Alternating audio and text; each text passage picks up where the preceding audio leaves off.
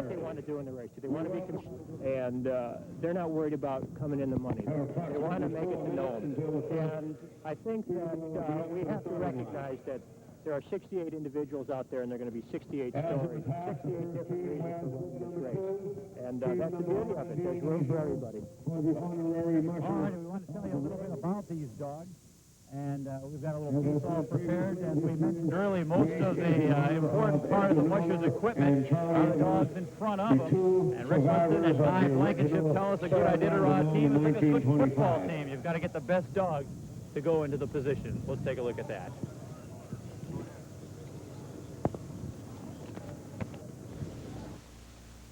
Iditarod mushers can start with a maximum of 18 dogs and must have at least 5 left on the tow line in Nome. Now, in between, tired or sick dogs can be dropped, but none can be added. Now, dogs vary in strength, speed, and endurance. Therefore, it's very important to place them where their individual abilities are best utilized. Guy Blankenship and Rick Swenson talked about the makeup of an Iditarod team and what they look for in their dogs. He's one of my leaders. He's a little bit small for what I usually like. He's a real smart dog. He really keeps me out of a lot of trouble. He can find the trail easy. The best ones are up in the front. Those 4 up in the front, see, their lines are nice and tight. And these, like these 2 in the back here in the wheel, their lines are a little jerky. They just aren't quite as fast, I guess. Plus, it's harder in the back to keep your line tight. Gee! He's a young dog, too, which is a little unusual for leaders. Usually they're, I like him 3 years old. He's just 2. He's an easy keeper, which means you don't have to feed unusual amounts of dog food to keep his weight. Some dogs, because of their coat or their metabolism, you just can't seem to keep weight on them without really large amounts of food. And that gets kind of expensive.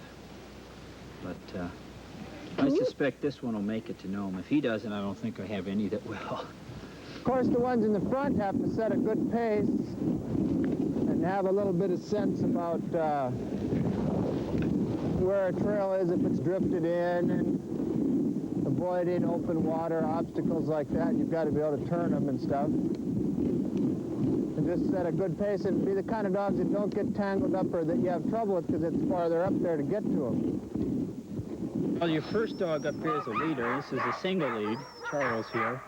The next 2 dogs there are called swing dogs or point dogs. And then all the rest of the dogs in the middle are team dogs until you get right next to the sled. And those 2 back there are called wheel. Because they're right in front of the sled. I don't expect my wheel dogs to work that hard because it's such a tough job in itself, just that and keeping the sled on the trail. They don't have to pull very hard on a good stretch of trail. But if I call on them, you know, I expect them to be able to work pretty hard if they need to. So what do you expect out of your wheel dogs then? Just don't get tangled up and kind of keep the sled on the trail, and that's the main thing, is when you get to corners and stuff, they've got to be able to keep the sled on the trail and get back over on the right side of the tow line and all that type of stuff. Gee.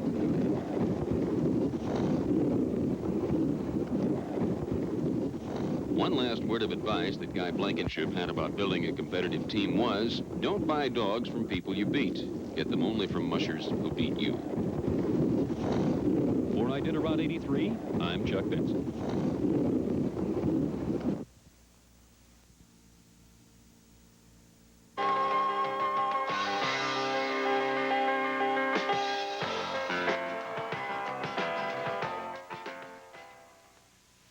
Witness the future of home television.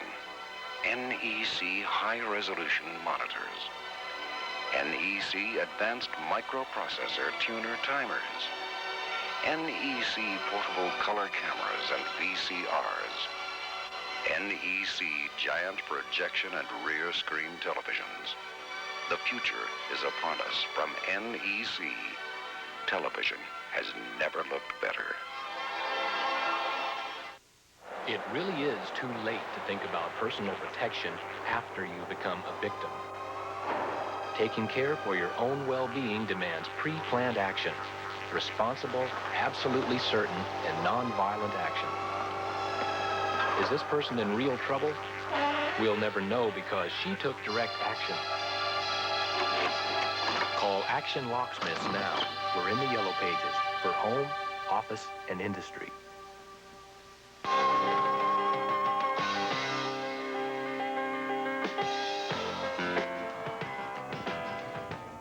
Ken Ham, musher number 2, to the line, please. Okay, we're back here on 4th Avenue in downtown Anchorage. Hope you can hear us over the PA system that's blaring over our head. We apologize about that. We'll do the best we can. However, we're awaiting the start of the 1983 Iditarod race, and we've got... Number 2 is coming to the line. Okay. He's actually the first musher, but he's wearing bib number 2. Bib number 1 is in honor of Charlie Evans, who was here, and Edgar Nollner, 2 of the survivors of the original 1925 Serum run. So the first musher out will be wearing bib number 2. He is Ken Ham. 15 seconds. Ken is from Bethel. He has been driving dogs for several years. He's a 3-time veteran of the Cusco 300. 3, 2, 1, go! And Ken Ham from Bethel. And there he goes. And his lead dogs are Lucky and Burger, and they're the first ones on the trail. You'll notice that they have a handler with them, and the handler will carry on all the way through to Eagle River in case there are any problems in the city. Okay, so we're off and running. Susan Butcher now ready to take up on the starting line here. She is considered the probably, well, definitely one of the biggest threats to Rick Swenson this year.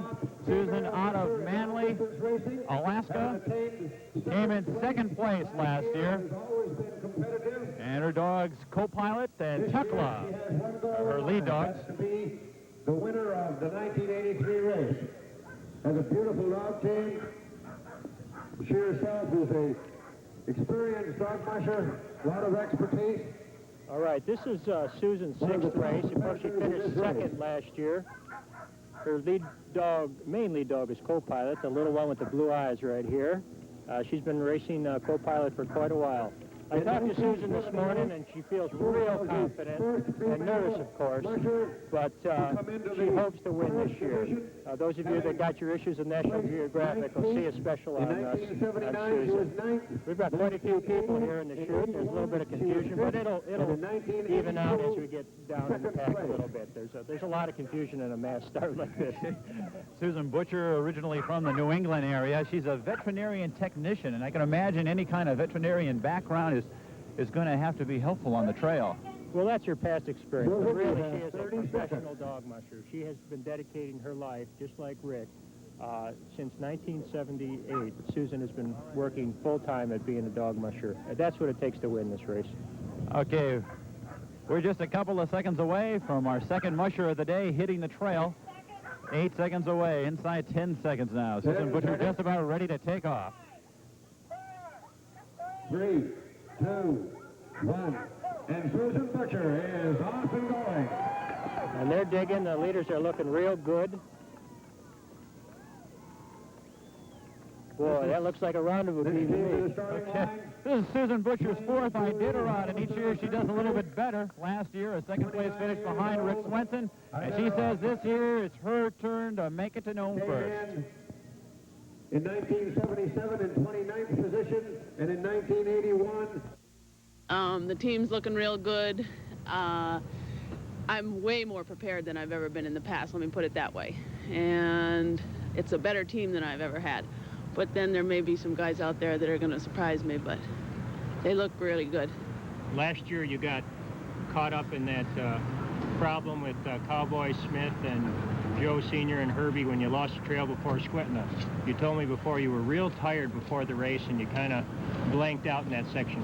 Are you going to get enough sleep this year? Yeah, I mean, that's one of the things that I was saying about being more prepared. I'm done, you know, I'm finished. All I have to do now is sleep till the race and feed the dogs, and ran the dogs the last 2 days, and, you know, they look good, and so I'm ready.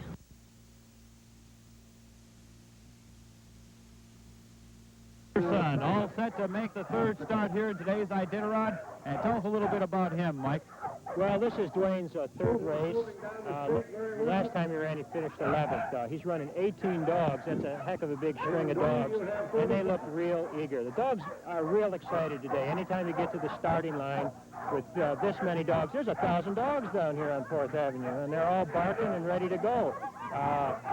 Of course, that will slow down a little bit out on the trail, but they're looking real good. I see Rod Perry handling for him. Rod ran the first race. Inside of 10 seconds before Dwayne Halverson hits the trail. Go. And Dewey Halverson from Trapper Creek is off.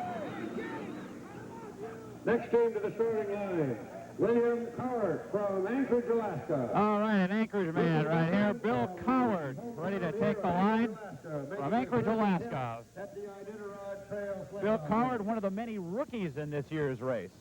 Well, you know he's nervous. There's so many unknowns out there for a rookie. But one thing that Bill's got going for him, he's driving Herbie Nyakbuk's second team. He's been training with Herbie up in Shishmaref. He's been a sled builder for several years, and Herbie's driven his sleds before, so he's not going to have any problems with equipment. He's flown the trail, so he's a rookie, but he's got a lot of experience. As you mentioned, he's riding Herbie Nyakbuk's dogs this year, and decided to get on the other end of a sled for a change instead of building them. And he's just about ready to take off here. Bill Coward from Anchorage, Alaska, a sled builder. I have to get into some of the personalities of dogs. Susan Busher's dogs came up here. They were a little bit passive, and the dogs who just went out there with Dwayne Halverson, they were psyched up. They were yelling, they're yelping, jumping around a little bit more. So there's some definite different personalities amongst the dog teams, aren't there? Oh, definitely. Susan's got a fairly eager dog team, but it was her goal to slow them down. She's been driving them long distances right up to the start of the race. You don't want the dog to run over its head because of its attitude. If it runs out too eager, it's going to kind of run itself out. So you want them geared down. That's real important. And these dogs are just about set. And we're ready for Bill Coward. You're inside of 30 seconds right now. 10 seconds to go for Bill Coward's run on the 1983 Iditarod sled dog race. 3, 2, 1, and Bill Coward from Anchorage is off and running. Well, another rookie in this year's race is Bill Coward of Anchorage. He has been building sleds for the past couple of years and has decided to get behind one this time. He says he'll be racing with Herbie Nyakbuk's dogs in this race.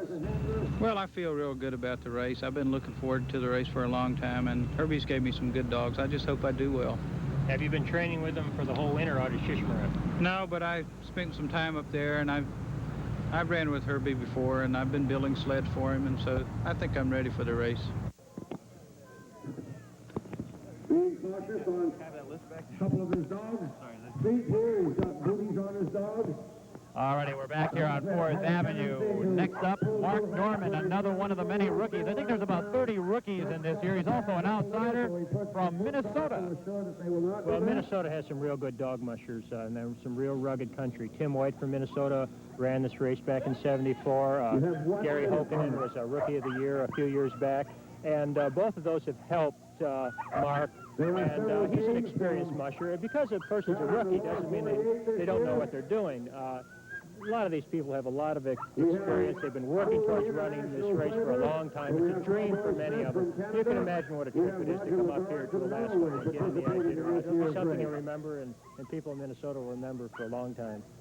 When the Ferrandi race gets on, there's a lot of head-on passing among some of the mushers. And a lot of the veterans don't like to see the rookies, a lot of rookies in the race. Almost half the field of this year's Iditarod is made up of rookies. Does a race like the Iditarod has a number of rookies? Does that cause a problem for the mushers, the veteran mushers? They were all rookies at one time. And you hear that a little bit, but most of these people are real experienced. There are rookie mistakes, but they don't cost anybody any problem. Okay, Mark Nordham's dogs from Grand Mirage, Minnesota, and he is off. Number 6. Next coming up, Terry Atkins from San Coulee, Montana, another outsider in today's race. Terry Atkins. Of San Coulee, Montana.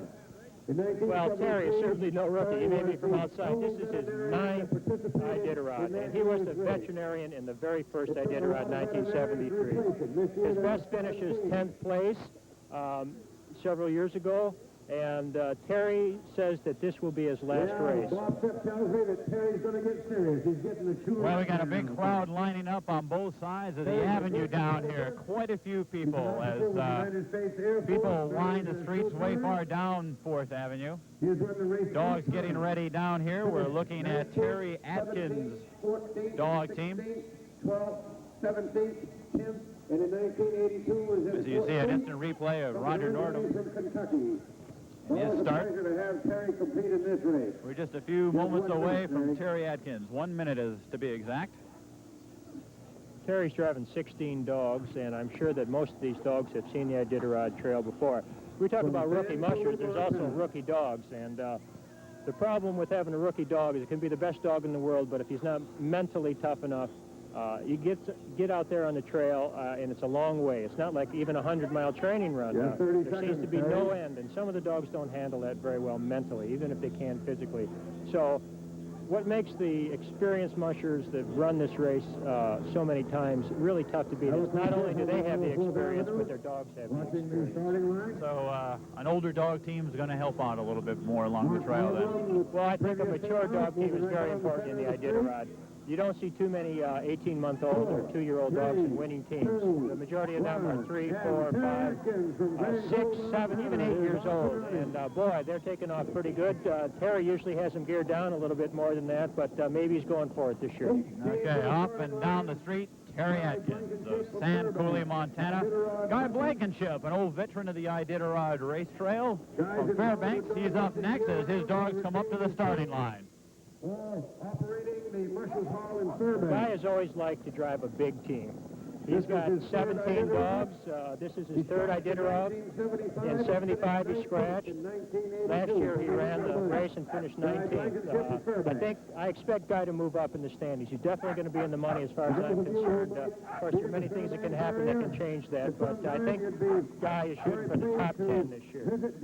Okay, as you check out a replay of Terry Atkins' dogs, we were talking about personalities of dog teams a little bit earlier. I had heard talking to several mushers during Fur Ronde that you could have 14 of the best wheel dogs and team dogs, but if you have a bad lead dog, your team is virtually worthless. Is that a true assessment of the situation there? Oh, definitely so. And in this race, you better have more than one lead dog.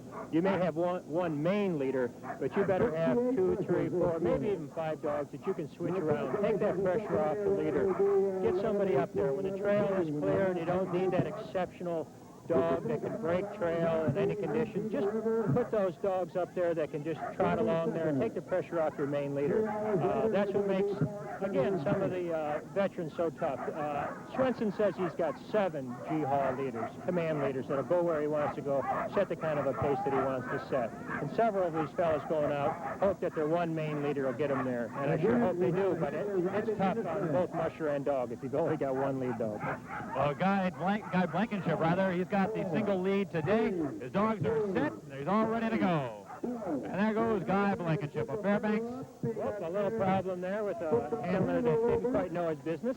Got a dog over the neck line now. He's getting lined out. Guy runs a bigger dog, as probably most of you can notice. It's always a question between the size of the dogs. A lot of people like the bigger dogs, some people like the smaller dogs, but it's pretty standard and pretty well understood that the large dogs are at a disadvantage out there on the trail because they can break through in a punchy trail, they can tire themselves out. What they're looking for is about a 50-pound dog. I mean, that's what the ideal is, and actually a good Iditarod dog might be a little bit bigger than the sprint dog, the average sprint dog, but not a lot bigger. Of course, the dogs, once they get out there on the trail, the mushers really do take good care of them, as we mentioned a couple of times before. But they really do get preferential treatment when they're out there. Before the mushers bed down to feed themselves for the night, those dogs are taken care of. Oh, you bet. The mushers will not sleep until their dogs are taken care of. And, of course, probably any of the front runners, they probably will average less than 2 hours of sleep for 2 weeks. And because they're not only moving when the dogs are moving, but they're taken care of feeding the dogs, checking the feed, just everything, checking on supplies, and then also very few sleep very well in the first few days because of the confusion and because of the nervousness. You have 30 seconds. Well, we're looking at Vernon Halter of Dutch Harbor, Alaska. He's another rookie that dots the roster of Iditarod Trail Mushers this year. We're inside about 30 seconds, and when we get a chance, Mike, I'd like to talk a little bit about the booties that we can see on some of the dogs. It's just a recent innovation over the past couple of years, hasn't that been? Oh, no, they've used booties for many years, and a booty is a required thing. You have to have 2 complete sets of booties for each dog in the sled at all times before you leave any checkbook, and that's to protect their feet in difficult situations. The dogs that have booties on today don't necessarily have tough feet. It's a preventive measure as well as trying to protect an injured foot. Some mushers will run a lot of booties as a preventive measure. Number 10. All righty, coming up next, Connie Frerichs of Delta Junction, another rookie. From Delta Junction. And she brings her dogs up to the starting line. Another rookie that's amongst the runners here today. Well, Connie might be a rookie, but she's an experienced musher. She was very green about 5 years ago, and she's worked hard. She's got a big kennel. That's her husband Jim up there with her and to lead. They also had the rendezvous weight pulling championship dog for the last couple of years. Dog is very tough to beat in the weight pull. So as you can see, they're not just Iditaroders. Connie has a real good-looking team. I was going over it at the vet check, and it's a beautiful-looking dog team. Well-conditioned, just the right amount of weight on them. You don't want a dog too thin, too fat for the start of this race. You want them just right. Yeah, they look pretty good size. Some of the other dogs we've seen today, a few of them. As we got a bite here on our earpiece, okay? We've got all kinds of people running around the pit. It's got to scare the dogs a little bit. I know it scares me. So what's going on? Well, you know, I haven't seen it, though. I've been watching these dogs, and they're looking straight down the chute here. They want to get out on that trail. They're getting a little more psyched up as we near the start for Connie Frerichs, a rookie from Delta Junction. She's all set to take part in her first Iditarod. Inside at 10 seconds now for Connie. 4, 3, 2, 1, go. And Connie Frerichs from Delta Junction is on. Boy, they look good. They look good.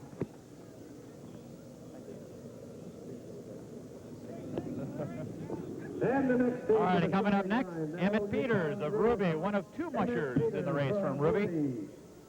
An old Iditarod Trail veteran. Of course, Emmett won the Iditarod in 1975 and set a blistering pace. This record held for 14 days, a little over 14 days, held for several years until, of course, Rick Swenson beat it in a couple of years ago in 12 days. But we had a chance to talk to Emmett. And we'll have that interview coming up just as he takes out of the starting gates here. As all the camera people mill around the starting chute here. Once again, a beautiful day for running. We've got a good cool temperature. Can't make a guess. We're probably into the lower or the upper teens as far as the temperature. A good crisp, fairly blue sky anyway. Some cloud cover moving in. But imagine the mushers really do want to see a good cold day anyways to run in, don't they? Oh, yeah. Each year in the Iditarod. Mushers consider about 10 below to 10 above about ideal conditions for dogs. Actually, the dogs might run a little bit better in even colder weather. But anytime you get up into the 20s or 30s, the dogs really have quite a burden. But today is a real nice day. And of course, down here on 4th Avenue, they're in the shade for the most part. And it's not too warm. It's a pretty nice day for the dogs today. Emmett Peters, we're about 20 seconds away from his Iditarod start. Once again, we apologize for the loudness of the PA speaker who is blaring over our head. Hopefully you can make out what we're saying over that. Here we go for Emmett Peters. 2, 1, and Emmett is off. And Emmett's driving 16 dogs. Emmett threw off a couple extra harnesses as he just parted the starting line, moving down the straight at an excellent pace. Emmett Peters is one of two mushers from the village of Ruby entered in the 1983 Iditarod. The Yukon River Fox has competed in 9 Iditarods, winning it in 1975, as Mike mentioned. He says this is his best team ever. 1971's in Battle Creek, Michigan, where Yeah, I think I got them finally put together for, you know, the past 5 years. I'm patching up a dog here and there, trying to make them fit into 16 dogs. This year I got quite a few help this year, you know. I got people behind me like Robert Ivan and Lindsey Williams from Hallecacket, and then I got, you know, Brian Bristow here. So I think I got one of the finest team I had for years, you know. Do you think you can make it win number 2? I got a good chance. I have an outstanding chance, and like I say, this is my best year ever training, and it looks good. It looks promised a real good year for me. What do you think about going on a southern route? You don't get a chance to go through your hometown of Ruby. Well, I went there almost, this is my 4th year now going the southern route, so I know the trail, I know what the hills and I look, you know, what the landmarks are all about, you know, and the conditions are out there, and it's no problem for me. It shouldn't be much of a problem. I'd like to make mention of our sponsor. Okay, Levon Barbie of Wasilla set to take the trail. These dogs really yelping up a storm here, Mike. Oh, they're real eager to go, and so is Levon. I'm sure he'll be happy to be off 4th Avenue. Last Iditarod he ran was in 1976, and the race has changed quite a bit since then. So he's experienced, but the question is, has he kept up on everything that's been going on in the years? Okay, Larby hits the trail. Handlers let go of the sled, he moves down the street. Does solo rides on their second sled, his son Lance Barbie. Yeah, a little problem there. Yeah, no, he's trying to really slow him down. He doesn't want anybody to hurt themselves. He's really slowing him down, really slowing him down. Next team to the starting line, lucky number 13. Okay, Rick Mackey, number 13 out of the gate. Rick is from Wasilla. He's got a very famous father. Oh, well, you can hear his father on the loudspeaker. That's Dick back there. This is Rick's 6th Iditarod. He's wearing number 13. And when his father ran his 6th Iditarod and wore number 13, he won the race. So they're hoping that it holds true for Rick, too. And Rick is certainly a contender in this race. He's finished in the top 10 before. Last year, he was right up at the front when they had to lay over in Shaktoolik due to that terrible storm. And a couple of his dogs got into a dog fight there, unfortunately, and it kind of knocked Rick out of contention. But this year, his team looks good. He's had good training, and he's a very experienced musher. Okay, well, Rick was very confident as we talked to him earlier in the week. He says he's ready to win this thing. His lead dog really ready to get going. Yeah, we're very just talking to the crowd, looking at us, and turning around, barking at the team. They talk about dogs being nervous on 4th Avenue, and some of the bush teams definitely are. People come in from the rural areas that they haven't seen this, but this dog is having a good time. He says, let's get going. He wants to get away from all these people as we're within 30 seconds. The handlers, as we see them around the dogs out here, they've got a very important job, don't they? Oh, yeah. They got to keep those dogs calm, and they got to keep them from chewing the lines. And eagerness, the dogs will chew off their neck lines, the toe lines. That's Rick's wife up there right behind the leader. And he's running back to his sled. 3, 2, 1, go. Rick Mackey from Wasilla. And Rick's Iditarod is underway. And Rick Mackey has finished in the top 10 3 out of 4 times he's run in the Iditarod, but that's not surprising when you take into account he's had a great teacher in his father, and Iditarod champion Dick Mackey. Rick says his father is sort of like a guru to him. Yes, you could say that. He's pretty well known everywhere, in Alaska anyway. Is he a pretty good trainer for you as far as giving you advice, what you can look for on the trail? Yeah, I've learned a lot from him. What about this race for you? What are you going to be trying to do as far as going along the trail? Well, I'm out here to win it if I can. Like, you know, you just go out and do whatever you can, do the best you can do, but there's probably about 15 of us here with one idea, and that's to come in number 1, you know. Who's the person you're going to be gunning for this year? Who's the person to beat? Oh, Rick Swinson's always the person to beat. For the last 5-6 years anyway, he's the toughest one, in my opinion. How's your dog team been looking through practice this year? Good. I've had real good training. It's the best training I've had, actually. you know, I live in Wasilla, and the snow conditions are usually off and on, and you have to truck your dogs around a lot. But this year we went up to Trapper Creek, and I think I've had my dogs in the truck 3 times all year. We've just been able to sit still and do nothing but train dogs. So it's been great as far as training goes. Yeah. Okay, back here on 4th Avenue, it's the Shishmaref Cannonball standing in the starting gates, Herbie Nyakbach. Just a great dog musher. Herbie'd sprint race for many years before he got into the Iditarod. He's finished 2nd, 3rd, 4th in this race. Last year, he almost won it. He tried to make a break at Shack Tulik out of that terrible storm. He got partway out, had to spend some time in his sleeping bag, had to turn around and come back. He finished 12th, but he had the guts to give it a go, and nobody else did. So we know that he wants to win this race. There goes Herbie Nyakbach. The Shishmaref Cannonball. Herbie Nyakbach says he's running the same dogs that got him out of a tough jam at last year's Iditarod when he was held up for about 30 hours during a severe snowstorm. I use the almost same dogs I used last year, but I add about 4 or 5 more new ones. Last year when you made that break out of Shack Tulik in that terrible storm, it showed you really had the desire to win this race. How do you feel this year about your chances to win? Well, it's going to be my chance to be up there up front, so depends what kind of weather and that trail condition it's going to be, so I'll try my best. All righty, back here on 4th Avenue, Herbie Nyakbach just out, and Ip Anderson of Takotna in the starting gates. He's ready to make his run at the Iditarod Trail. Well, Ip is a veteran musher. He's run 5, I believe, 5 Iditarods. He is from Takotna. Just a well-liked musher. He's always a joy out there on the trail, and he's driving 16 dogs. Had to do a quick count there. They can tell you before the race how many dogs they're going to run, but sometimes they do have to drop a dog for certain reasons just before the start. All righty, we're just about set, just a few minutes away. And once again, you can see the camera crews milling around the sleds. The dogs ready to get going.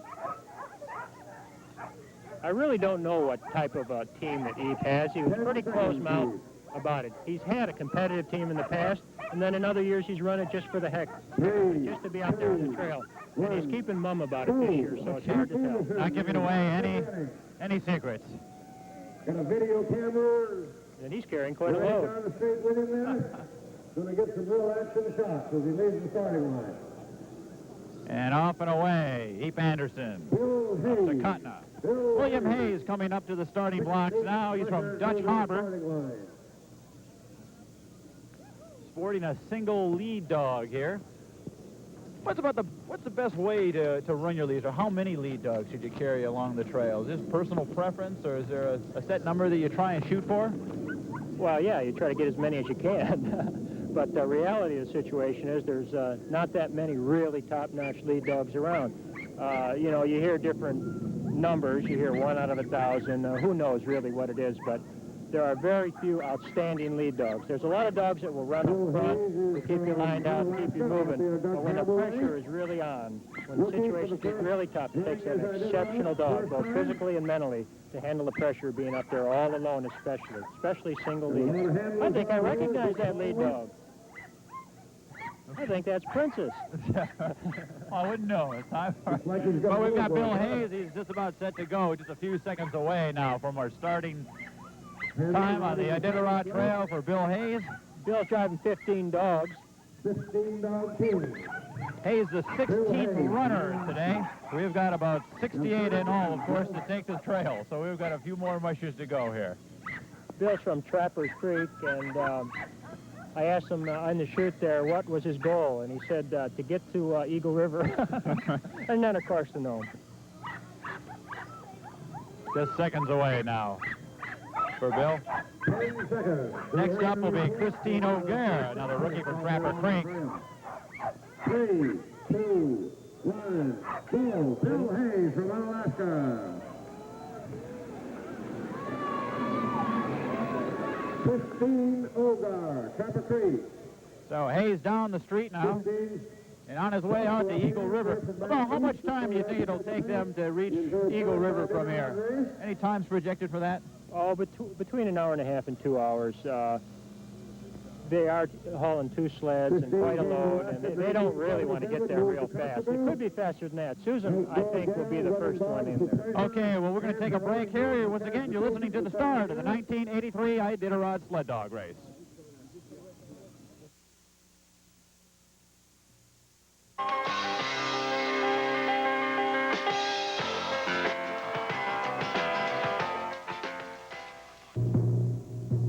(1925), a diphtheria epidemic breaks out in Nome.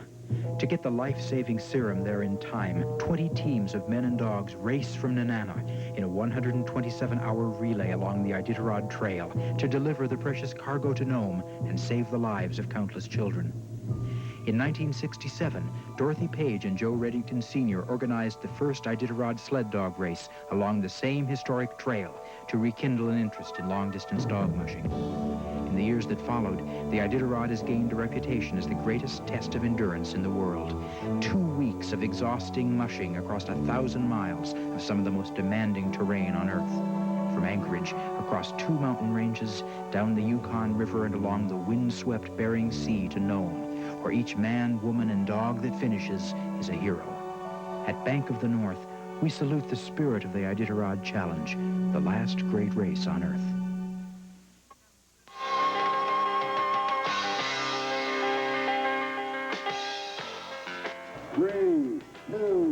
Back here on 4th Avenue, Christine Noguer is taking off here from 4th on her way to Eagle River. Christine doesn't even own a vehicle. She's, for the last 4 years, dogs have been her main means of transportation. She's lived out in the bush by herself with the dogs, so she has real experience. And having the dogs know you and you knowing the dogs is real important in this race. You don't want any question marks out there. It's always a mystery to me how someone could possibly throw a team together at the last minute and run this race. I think those people that know their dogs really have the best chance of doing well in this race. Coming up next now, Jim Sourdough Strong. He's from Hope, Alaska. And when he ran in the 1981 race, he was known as Hopeless, as he came in last and got the Red Lantern Award when he hit Nome. Well, he made it, right? That's all it counts. Well, I'm sure he's going to try to do better in this one, and he's got more experience. You'll notice that his team is pretty reserved. That is probably an indication that he's got a lot of miles on him. Might be some more little sourdoughs in the offing for the Iditarod, as he's got 2 girls who ran in the junior Iditarod this year. Well, the junior Iditarod is getting to be bigger and bigger every year. Hopefully it won't get as big as the Iditarod. Couldn't take another one of these races, huh? Sporting 2 beautiful team dogs. These dogs are starting to pick up their eagerness. You'll notice with some of these dogs that when they start to hear the countdown, they'll start to lean into the harness. Then they hear that 5, 4, 3, 2, 1, and they really get into it. That's a sign of an experienced race team when they know that countdown. Looking at the lead dogs right now for Sourdough, a little bit shaken up. This crowd and all this attention, a little too much. I'm sure they'll be really happy to make it out to Eagle River and then finally to Settlers Bay. Yeah, that's the first nervous dog I've seen, but I think it just wants to get going. 3, 2, 1, go. And Jim Strom from Hope, Alaska, off for his 3rd running of the Iditarod. He's got a couple of fuzzies in there. That'll keep him warm. So Jim Sourdough Strong from Hope, Alaska is off and running on his way down to Nome. Gene Leonard, 61-year-old retired musher who hails from Hayes River, Alaska, a prize fighter. Prize fighter. One heck of a man. This guy is a real gentleman. He's done so much for the Iditarod. The Finger Lake checkpoint is his cabin, and his wife is up there as the checker. He's broke trail for years. For the first 4, 5, 6 Iditarods, he was out there on his alpine snow machines, breaking trail, working. And then at Finger Lake, you know, it's one of the checkpoints, so mushers would drop dogs off. They'd give him the Gene every now and then. Pretty soon, Gene had a dog team. Pretty soon, he was in the Iditarod. Might as well get in the race. All righty, we're back here once again. It's Gene Leonard, who is ready to start it off. He's got about a minute to go before he does start the race. He's running 17 dogs with a single lead dog out there. That means not necessarily that he only has one lead dog. It just means that maybe the one leader will handle the street better, and that he is a real good command dog, and there won't be any confusion. Maybe there's good communication between the musher and that one particular dog. But when he gets out on the trail, I'm pretty sure he'll put somebody else up there with that single leader to take the pressure off. Leonard also received the Red Lantern Award back in 1979 when he finished last. He did a little bit better. He finished 24th in 1981. Well, that first year, like I say, he was running with dogs that had been dropped early in the race, so it probably wasn't a real top-notch dog team, but he's improved his team, and he drove it out from Hayes River. It was about a 150-mile trip just a little while ago, and he said, I asked him, he said the trail was in good condition, and he's off. And there goes Gene Leonard. He's off and running. Real popular musher. Out for a second try at the Iditarod. Ted English, 43-year-old musher from Chugiak, Alaska. He's up next, number 20 in the race. As you check out Gene Leonard going down 4th Avenue. Participation in the organization end of it.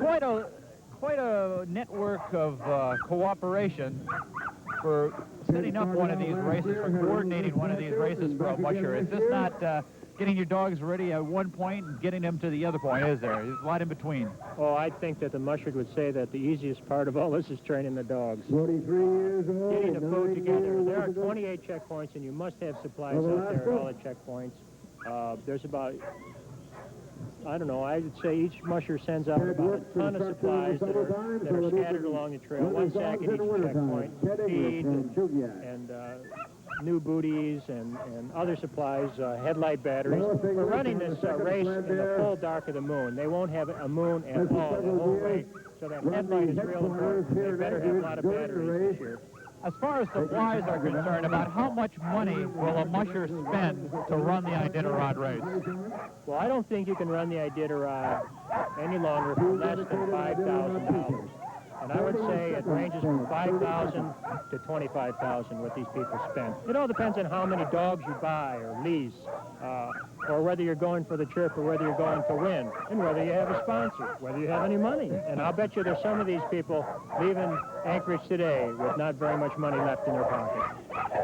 And of course, the entrance fee to get into the Iditarod is $1,049, $1 a mile, and we're just ready for Ted English now to take off. There he goes. From Chugiak, Alaska is underway. 1983 Iditarod. Next team. There goes Ted English, as he heads on down 4th Avenue on his way to Eagle River, Settlers Bay, and then on to Nome. Up next to the starting gate, Russell Ivy, number 21 in the race. He started the 1980 race, but was forced to scratch at Farewell. He signed up for both the 81 and 82, but he had to drop off before the deadline. Yeah, I think it was probably wishful thinking. So many of these people that have full-time jobs, they aren't professional mushers, families, they want to run the race, but it just doesn't come together for them. It's just so hard to tell how much each individual has put in. Just to go on the Iditarod, to be part of the race, takes a lot of effort. All right, some of the camera crews from other media outlets being told to back off away from the dog teams. Of course, we talked about some of the expenses that face the mushers. There's also some rewards at the end of the trail. That's if you finish in the top 20, of course. $100,000 total purse paid to the top 20 mushers. $25,000 for first place. Not bad. Of course, if you're the first place at the halfway point, you also get a little award there, too, as Tom Jensen alluded to earlier in our broadcast. Right, $2,000 in silver. But as Tom said, the 3 times that's been presented, the winner of the 2000 hasn't gone on to win the race. Last year, Emmett did it, and many people said that Emmett's push at Cripple and into Ruby is what cost him the race. Okay, we're waiting for Russell Ivy to start off in his second Iditarod. Here he goes. 1, go. Russell Ivy from McGrath is off and running. His lead dog hesitated just a little bit, and then it's rolling out real fine. Number 22. Talk a little bit about the people who are riding along right now with the mushers. They, of course, do not go all the way to Nome with those, but let's talk about their duties a little bit. Well, they're just there in case there's any problems in the city. We've got 68 dog teams going to be stretched out between here and Eagle River. They've got 2 tunnels to go through under highways. They've got an overpass to go over. They've got many. I mean, they're running on 4th Avenue. They take a right on Cordova, go down Cordova Hill, around Mulcahy Stadium. We're in the city, and I think it's real important that they have handlers at the beginning. The chances are not really high that something's going to happen, but it'd be a shame, a real shame, that somebody's race ended right here.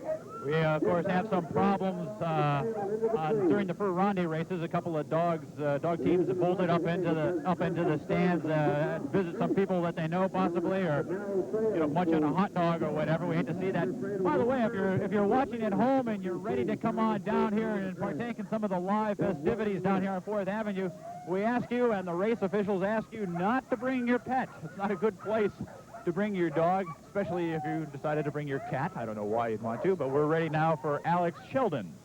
Well, number 22. Alex is from Ambler, up on the Kobuck, and I hope those people up on the Kobuck are watching in. We're being beamed to 200 bush villages in this telecast. It's statewide coverage. That's how big the Iditarod has gotten here in Alaska. Just a reminder, you're watching the Iditarod Race Network and the live start from 4th Avenue in downtown Anchorage, Alaska, 4th Avenue. We've got Alex Sheldon. Alex finished 12th in 1977. You know he's got a competitive dog team. He's an experienced musher and real popular. Alex waves his handlers away, and he's on. 13 dogs. Alex, awful happy about getting underway, gives a big smile and clapping, waving to the crowd as he goes down the street. Next coming up, another rookie, Janice Fritz Kirsch of Wasilla. She's just 23 years old. She's originally from South Dakota, and she's employed by the University of Alaska Dairy Research Center in Palmer. She's worked with Joe Reddington at his Knick Kennels, and she's got dogs that originally came out of breeds that Rick Swenson and Susan Butcher have. She well knows how to take care of dogs. Joe has some... She's had a lot of experience taking care of dogs, and when she gets out there on the trail, that should be no problem for her. It's a really good-looking dog. Her dogs come from... Well, they come from a good line with, as Mike mentioned, Rick Swenson, Susan Butcher, Roger Nordlum. They come from a line of his dogs. Looking very lean and mean, ready to get going. She's driving 16 dogs. I'm amazed at the size of the teams. Consistently 15, 16, 17, 18. A couple of teams with 13 dogs. I think the smallest team that I've seen or even heard of is 12 dogs. And that used to be an average team. It's quite a thrill to hook up 16 dogs. But there's a point of diminishing return on number of dogs. You've got to also have to take good care of those dogs out there. And the more dogs you have, the less sleep you get, and the less individual attention you can give to each dog. So 16 is considered a lot. Susan went out with 14. She figures that's enough. One year that Rick won it in 1977, he ran 11. It's not how many you start with, it's how many you have when you finish. That's a good point. I was going to ask you about that. What's the minimum number of dogs you should have? Well, you have to start with at least 7, although nobody starts with, less than 10. And you have to always have a minimum of 5 in harness. You must have 5 in harness. If you have to drop that 5th dog and you're down to 4, you're out of the race. I want to mention, too, we've got 68 mushers to go out of the gates here, and so far we've gone through 23 of them, and we've got our first mishap. Just as one of the lead dogs has pulled up there, they started to bolt, and Janice trying to get them straightened out there.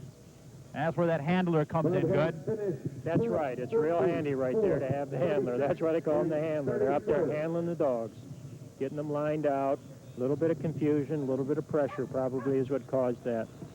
And also maybe a little bit of driver inexperience, not knowing which dog to put up in the right situation. Okay, well, she's still having a little bit of trouble there. As she's getting her handler out there and getting it straightened out.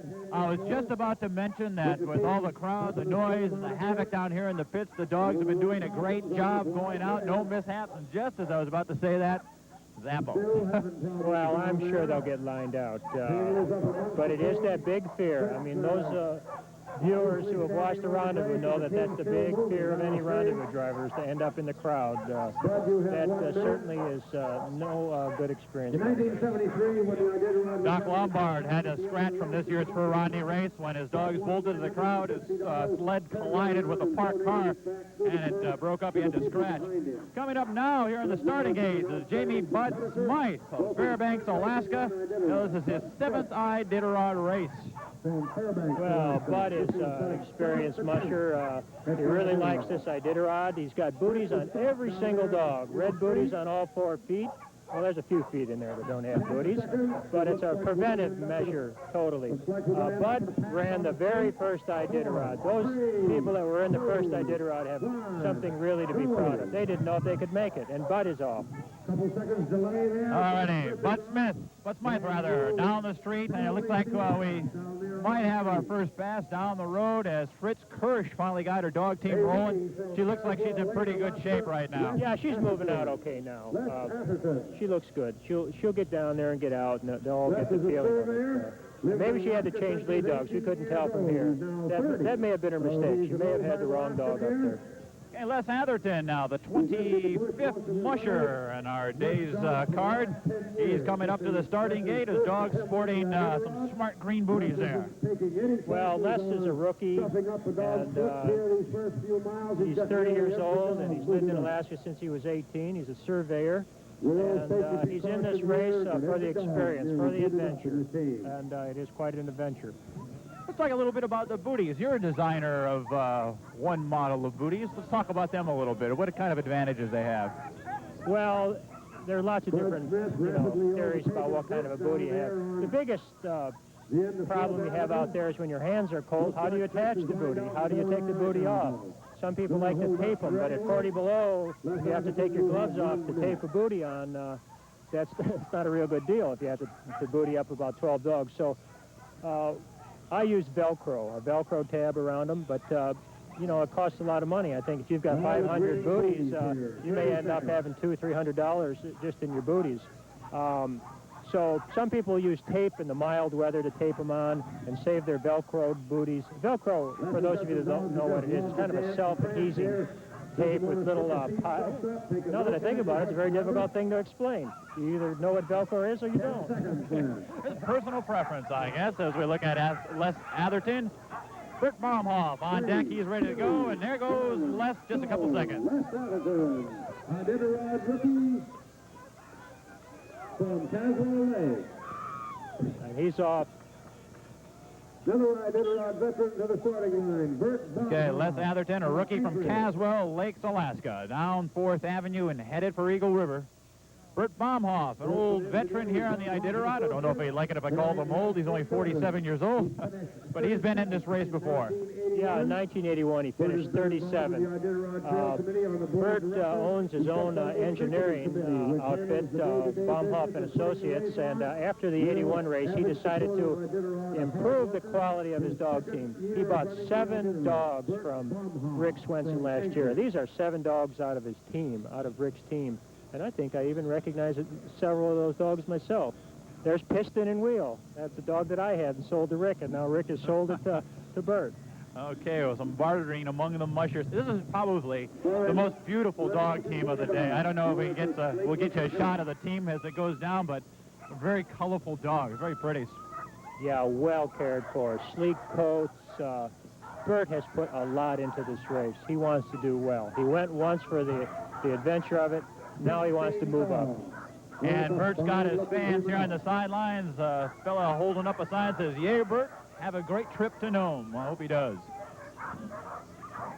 Bert traveled extensively this Just a few moments away now from the start of Bert Baumhoff, once again at Anchorage. Ready to take off here for the Iditarod, 1983. want to give you a little reminder, too. The Iditarod Race Network will give you updates every day along the Iditarod Trail. Mike, you're going to be taking off on the trail, giving us reports from the trail itself. Well, I'm like the mushers. I'll be glad when we get out of town. That's good. Bert Baumhoff, ready to take off. Bert Baumhoff. Little delay there. One dog full tangle, and away he goes. That was a pretty quick action by that handler, and it prevented a tangle that might have injured the dog. Fairbanks, number 27. A great job by the handlers, as Mike says, as Bert Baumhoff down 4th Avenue, headed for the Tudor track onto Eagle River, and then Settlers Bay, and he looks good. No. Okay, just checking out the team as they go down 4th Avenue. I was a little worried there. I thought one of the dogs started to bolt. Leroy Shank now at the starting gate. Number 27 on the card. There's a game guide, Trapper. Leroy ran the race last year. He finished down in the pack. He injured himself along the trail. He stuck his ice hook into his leg and had to slow down. It may have been a good thing. He may have been pushing too hard for the quality of the dog team he had last year. This year he says he has no fear. He says of the trail, of the unknown. He's got a good dog team, and he's shooting to make the money this year. About a minute away now for Leroy Shank. Dog team very quiet, as again we say about the different personalities of the dog team. This one, subdued, quiet, very nonchalant about things so far. Well, I think that they'll probably pick up a little bit as they hear the countdown. Leroy's put a lot of miles on him. He raced up there in the Chena Hot Springs race, which was a 130-mile race, and he finished second, did very well. So he's got a lot of long miles on him. I'm sure he's got some 70 and 80-mile runs. Some people train in 30-mile chunks. Some people will knock off 100-mile days in training. It depends on how you should really train your dogs how you really want to run them in the race. If you want to knock off 100-mile days, you train them for 100-mile days. If you want to do it 30 miles and then take a break for a while and then run 30 miles, that's how you should train. Hey, Leroy Shank, Fairbanks musher, up 4th Avenue and on his way. Good start. Good, clean start. I'm sure Leroy's real happy to be underway. Let's talk a little bit about starting positions. Again, we allude to the Fur Rondy race. They talk a great deal about how important some of the starting positions are, that you get out at the right spot. Does the starting position make much of a difference for an Iditarod runner? Well, I don't think it's real important. It's just that at the start today, with 68 teams, going to Eagle River, loading up in the trucks, going to Settlers Bay, starting over again, you want to get out on that trail around Kinnick and out of Kinnick before dark, and it's going to be marginal whether the people who go out near the end can get out beyond some of the confusing trails that shoot off in the populated areas, and there might be a little confusion there, especially on the, I don't think the experienced mushers are too concerned, but the rookies that haven't been over the trail before want to hit that first part in the daylight. Okay, Bear Run Kennels is represented by John Barron. He's from Big Lake, Alaska, 33-year-old musher. He's running a 1977 race. He finished 37th. He scratched in 1980. And Ophir finished 23rd in 1981. And in 1982, he scratched at Squetna. So we're inside of 10 seconds now for John Barron, who represents Bear Run Kennels.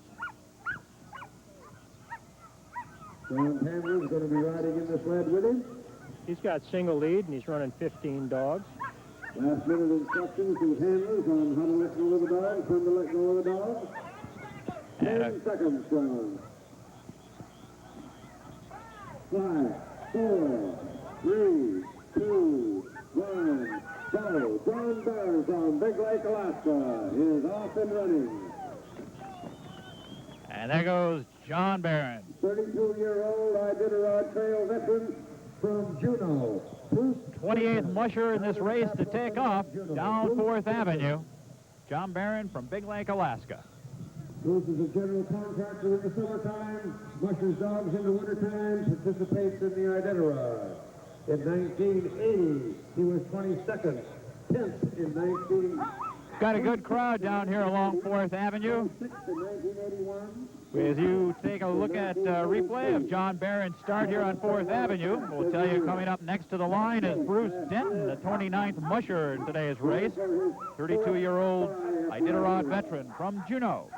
Well, he's from Juneau, but obviously he doesn't train dogs down in Juneau. He comes up to the Nenana area. He has a cabin up outside of Nenana, and he trains in the interior where there is snow for a lot longer period. I mentioned a lot of the preparations, of course. We've talked to a few of the mushers who said, you know, well, they had to move the dogs and stuff like that. We talked to Rick Mackey earlier in the week. He said he didn't have to truck his dogs hardly at all from Kinnick, and from Wasilla, rather. And I imagine just weather conditions play an awful big part as far as what part of the state you're from and running in the Iditarod. Oh, you bet. Especially the goofed-up weather we've had the last few years, especially in the Kinnick, Wasilla, Anchorage area. These fellows have had to travel up to the interior. Of course, up in the interior, we've got that 50 below stuff, and some of the guys up there, when it gets that cold, will head down here. Kind of the Talkeetna area is kind of the meeting grounds between the north and the interior mushers and the coastal mushers. And yeah, you've got to be prepared to move around. You're at a real disadvantage if you're stuck in one place all year and you end up with bum training. Okay, this is Bruce Denton now, and he's off and running. And Bruce Denton from Juneau is on. Bruce has already finished in the top 10. He was 10th in 1981, and so you can look for Bruce to be a contender. Some of the dogs on Denton's team sported the blue booties. Some of them didn't. Some on the back, some on the front. What is it, just the physical shape of the dog, physical condition of the dog's feet?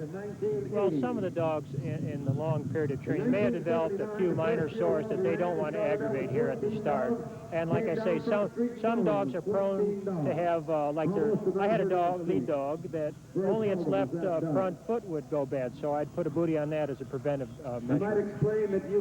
What's the biggest problem to prevent, as far as taking care of the dogs? Is it the ice balls that form between the toes of the dog, between the pads of the dog, rather? Well, around the Anchorage area and the Kinnick area where it gets warm quite a bit, it's the pads. The ice on the trail will sometimes cut the pads, but we shouldn't encounter that this year. The trail is real good. When you get into the deep snow country and the real cold, they do form snowballs between the pads, up in the hair, and you get what we call frost fissures. And let's face it, you don't like to run on sore feet, and it's really unrealistic to ask a dog to go very far on sore feet. So the mushers do everything they can. Of course, there are some dogs that don't have any foot problems whatsoever, and that's what you're looking for in an Iditarod dog. An Iditarod dog needs to have good feet, needs to have a good attitude, a good eater. You need a dog that, if you got a finicky eater and he doesn't want to eat because of the excitement for a couple of days, that dog's going to get run down.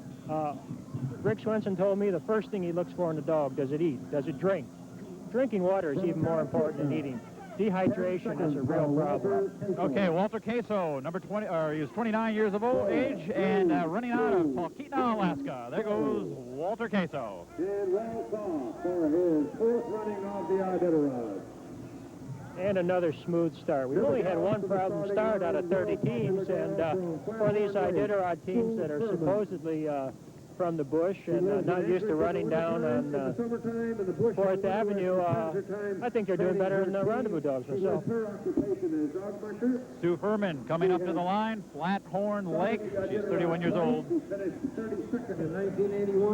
Sue was forced to scratch last year. She had some problems with her dogs, nothing real critical, but she just was not going to drive those dogs unless they were in optimum condition. It didn't mean that much to her to make it to Nome. She was more concerned with her dogs. Okay, this is her third race, by the way. Coming up next, Gary Paulson, David Munson, Neil Eklund, Sonny Lidner, number 35. He'll be coming out of the 35th spot here, and he is definitely considered one of the top contenders for Rick Swenson's crown. We'll get into that a little bit later on, as we're just about a minute away from Sue Furman. Sue is a real pleasant personality out on the trail, and she's one tough lady. And Sue, one of the many women, record number of women in this year's Iditarod. 10, I believe. That's right, that's right. So we've got records all the way around. 68 mushers is a brand new record as far as the size of the field. 30 rookies in this year's race, which is a record, and 10 women who are also entered in this year's race. And of course, probably the best of them all, Susan Butcher, and she's well on her way to Eagle River right now. The third person to take off this morning, and a good start for Susan. And she's gunning for Rick Swenson's crown, as well as a few other people. 10 seconds, please. By the way, we are still waiting for Rick Swenson to take off. He's going to go off in the 46th spot. And right now, there goes Sue Furman on her way to Eagle River. And Sue's driving 14 dogs. She's from Flathorn Lake, which is about 30 miles outside of Kinnick. Okay, another outside musher, a rookie. It's Gary Paulson. He's from Solway, Minnesota. And what can you tell us about him? Well, we had a tough time tracking down this fellow, but we finally got a hold of him before the race. He's a trapper. He's been trapping 5 years down in Minnesota. He's driving 15 dogs. I asked him, what do you expect out of this race? And he said, I want to get the maximum potential without running my dogs down. He says, I don't care what everybody else does in this race. It's me and my dogs. Okay, sporting a single lead dog. Maybe some of the people at home can see some of the markings on the dogs. Paulson's dogs have a red mark up between the ears. I do believe that's where the mark's going to be. Maybe it's just the color of the dog, but they are marked, though. Well, some of these dogs may have been in a rendezvous race, or they may have been in one of the middle distance races earlier this year, and they'll paint the dogs, a little mark on them, so that's just one of the things they do in races that have more than one heat, so that because you can't add a dog in one of the sprint races. So there are some paint marks, but I think that dog has just got a lot of different colors in his coat. Okay, all right. So much for the marking theory. All right. You're looking at Gary Paulson. He's a rookie, as we told you, from Solway, Minnesota. A great crowd down here on 4th Avenue. They stretch for blocks down the road and blocks behind us, too, back in the pits. Dogs ready to go. Really a keyed-up team here. This team's really ready to go as we get within 10 seconds of the start of Gary Paulson. 2, 1, go. Gary Paulson from Solway, Minnesota. That leader is really getting with it. Just those dogs just running at a nice slow pace down the street, nice and steady. Okay, well, you've been listening to watching the 1983 start of the 1983 Iditarod Sled Dog Race, and we'll be back with more right after this. Attorney here in Anchorage. Finish.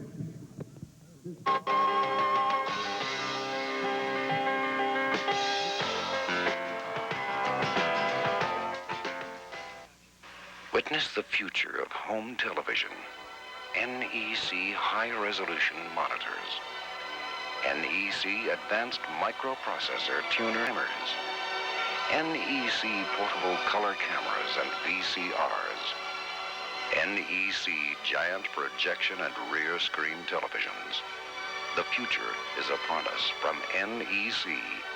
Television has never looked better. Don't miss Fire on Ice in the new George M. Sullivan Arena, Friday, March 11th and Saturday the 12th. Dr. Mike Cusack proudly presents the U.S. national hockey team for the first match in the new arena. Anchorage is the final American stop as the team tunes up for the World Championships in Tokyo. This year's national team features former Olympic greats Jim Craig and Phil Verchata. Tickets go on sale Saturday the 5th at 9 a.m. at the Sullivan Arena box office. Reserve seats $10 and $12. To charge by phone, call 279-2596. Be there.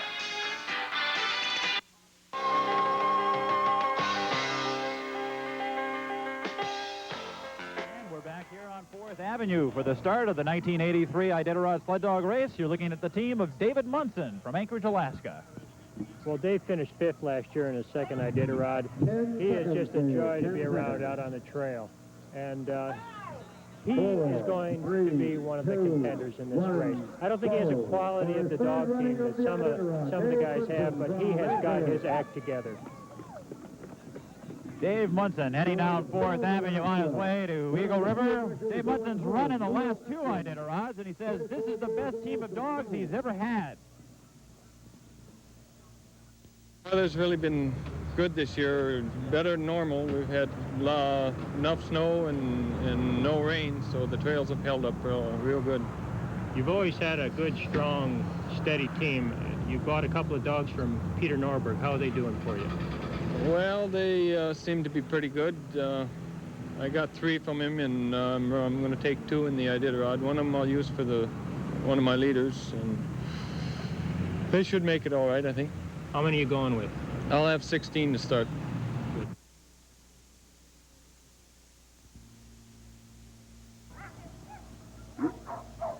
Back on 4th Avenue. Neil Eklund now at the starting line, 34 years of age. He's from Nome, Alaska. Well, this is Neil's second race. He finished 26th last year, and I'm sure he hopes to move up this year. Just a few moments away from the start for Neil Eklund. Neil is driving 15 dogs, and I see one of his handlers is Lolly Medley. Lolly was one of the first 2 women to complete the entire Iditarod. That was back in 1974 when she and Mary Shields finished the race hand in hand to be the first women to finish the race. Moments away now from Neil Eklund. Says he lists his occupation as a trapper and a hunter and a dog musher. He's originally from New York State. Well, there's a few good dog mushers from New York State. Harris Dunlap showed that in the rendezvous when he blew them away. He sure did. He proved that. 3, 2, and here goes Neil Eklund. And Neil Eklund from Nome is headed home. And Neil has headed home, as you heard on the loudspeaker probably. He doesn't have to worry about flying his dogs out of Nome. When he gets there, he'll be home. Now at the starting line, Sonny Lidner, a 31-year-old musher from Johnson River, Alaska. And Mike, he is got to be considered one of the top contenders. Oh, definitely. Sonny finished second in this race one time. The first year he ran it, he was 11th and Rookie of the Year. He's finished 3rd. Last year he loaned about 3 dogs to Rick Swenson. His lead dog Mercury was one of the dogs that Rick used quite a bit. He's also physically one of the very toughest mushers on the trail. He's able to keep going, take good care of his dogs, and I know that Rick and the others are definitely going to be looking for Sonny to be a threat. You made a good quote, a good analogy of or description of Sonny Lidner and Cowboy Smith this week. I can't even remember exactly what you said, but they had no conception of what discomfort is. They just ignore everything. Oh, definitely. And that's really important, you know. But it takes more than toughness out there. Sometimes you can be too tough and go beyond the capability of your dog team. So you've got to stay within yourself. The driver is part of the team. You're all in it together, and if all you're concerned about is being tough, being macho, you can drive a dog team into the ground, and who wants to do that? It's important that you all act as a team, driver and dog. Susan Butcher, who said earlier in the week that she didn't want to be comfortable. She tried to stay away from being comfortable on the sled dog, on the sled, the sled, that's what I'm trying to say. It's been a long day. Can you imagine that? Somebody saying that they don't want to be comfortable for 2 weeks? Everybody wants heaters, right? Put on those sleds. Sonny Lidner just about ready to take off for Eagle River, then on to Nome, and there he goes. And Sonny's taken off with 14 dogs. From Canada, Joe Runyon. Lidner taking off down the road there. First Iditarod. The carpenter and a contractor during the non-mushing months. Yeah, Sonny lives up on Johnson River, which is outside of Delta. He's also lived in Delta. But Johnson River is right up in the mountains there outside of Delta. Racing circles. Okay, coming up now, Joe Runyon. This man's not, this is his first Iditarod race. He's a rookie here, but he's very well known in the sprint racing circuit, though. Well, actually not. Joe's done a little bit of sprint racing in Tanana. He's from Tanana. He's a commercial fisherman. Fishes with Fish Wheel on the Yukon. He's a trapper in the winter. And I know Joe quite well, and he's got that kind of personality that's going to be good for this race. Things aren't going to bother him. He knows his dog team pretty well. He's done a lot of tough, you get a lot of tough miles in the Tanana area out there on the Yukon River where the wind blows incessantly. He said he had a pretty good winter training his dogs for this race. pretty wheel dogs, bright white. We have to talk about some of the positions along the dog teams as well. Of course, everybody talks about the lead dog. They get all the press, like the quarterback of a football team. But there are other dogs that make up this very, very important part of the team. And we'll have to get into them maybe for the next musher after Joe Runyon of Tanana gets down to the trail.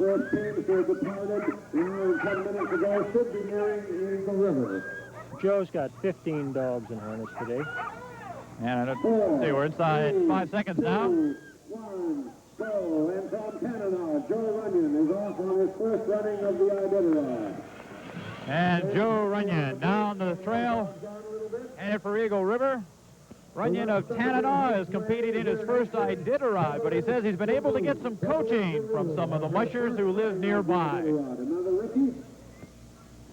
Well, I'm going to try to do the best I can. Yeah, top 20, that's going to shoot for. It's kind of an exhibition to find out, you know, a venture to discover what you need, what kind of dogs you need. How have you been able to prepare for this race? Well, I trap, so I just been basically training my dogs in the trap line. Heavy loads, that sort of thing. Now, as far as information about the race, about the trail, how have you been able to gather that? The area where I live in, several mushers have already gone on the Iditarod.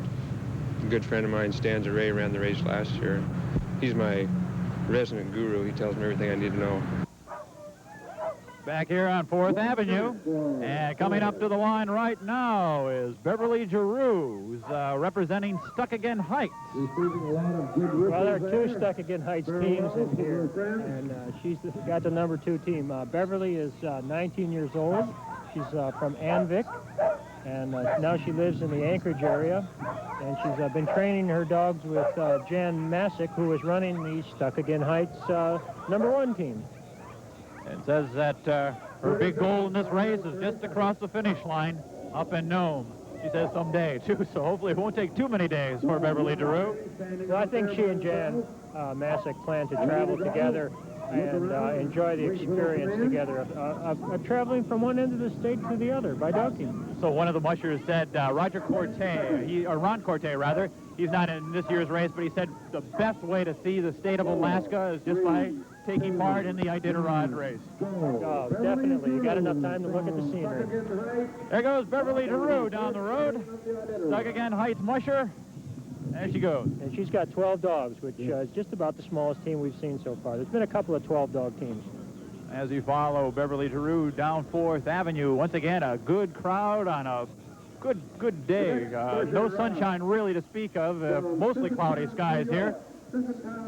And very cool temperatures, which is what the mushers and the dogs, I might add, like to see. Back from the East Coast, Bob Bright. Bob Bright now coming up to the starting gate. Another outside musher and a rookie. Yeah, he's a rookie in the Iditarod, but he's been driving dogs for quite a while. He's also a marathon runner, so you know that this guy's in good shape. He knows what the dogs are going to go through then. He's from Steventown, New York, another New Yorker. Dog mushing must be a pretty big sport back in New York as well. As you mentioned earlier, Harris Dunlap, we had an earlier musher from New York, and now Bob Wright. Yeah, definitely. The northeastern part of the United States has got a lot of dog mushing. They've had some bum weather the last few years, and but it's the home of many good dog mushers. Dr. Roland Lombard, Charlie Belford, Mober. Colonel Vaughn is from the Northeast. I'm from New York myself, not the city, fortunately, but I saw my first dog race there, a team of pointers. Okay.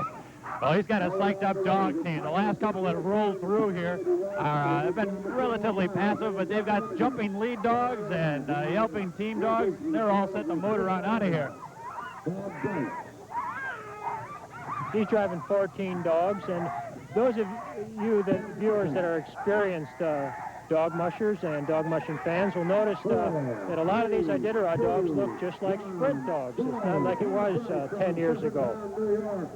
Bob Wright down the road, taking off for Eagle River. By the way, we're about an hour and 10 minutes or so into the race, according to the public address announcer, Dick Mackey. He says that the first musher should be reaching Eagle River about now. Once again, just a reminder, if you plan on taking in the race here on 4th Avenue or meeting the mushers out in Eagle River or possibly out in Settlers Bay, leave your pets at home. They cause a lot of problems being down here with all these dogs. Right now, stepping up to the line, Clifton Ladzo of Fort Yukon, another rookie that dots the starting slate here. Yeah, Clifton's from Fort Yukon area. He's done some racing there and in Arctic Village, Venati, that area. He's been trapping this year up on the Salmon Fork of the Black River, and this whole team has been trained on the trap line. So you know he's got some good G-Haul leaders up there. G-Haul is the command for left or right, for those of you that don't know. And I asked Clifton how they'd done trapping. He said, well, we did good enough to make enough money to get this far. Okay. You know, we talk about some of the hardships that the mushers face, the cold temperatures and the snow and things like that, camping outside along the trail. Probably some of them, I'm sure, really enjoy that part of the trip. They also have some problems with wild animals. I know it's happened more than once where a bull moose has stomped through a dog team and kicked up the musher a little bit. Well, that's happened several times. Joey Reddington Jr. and Carl Huntington, Jerry Austin, in past years have had run-ins with moose. And, of course, the father of the Iditarod, Joe Reddington Sr., is not in this year's race. He was forced to scratch because of a run-in with the moose. I mean, the moose ran right through his dog team, right over his sled, right over him, broke some ribs. And he patched himself together, wanted to race, but couldn't quite do it. So what did he do? He got on the snow machine and went out there and broke through. Okay.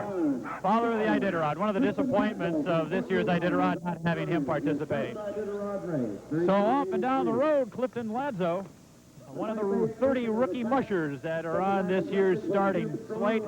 He's from Fort Yukon, Alaska, or Fort Yukon, rather. And the 40th musher now, coming up to the starting line, Stephen Rieger. He's a special assistant to the Alaska State Legislature, and he's 30 years old, and as we mentioned earlier, a rookie. Well, I'm sure he's much happier to be here down in Juneau.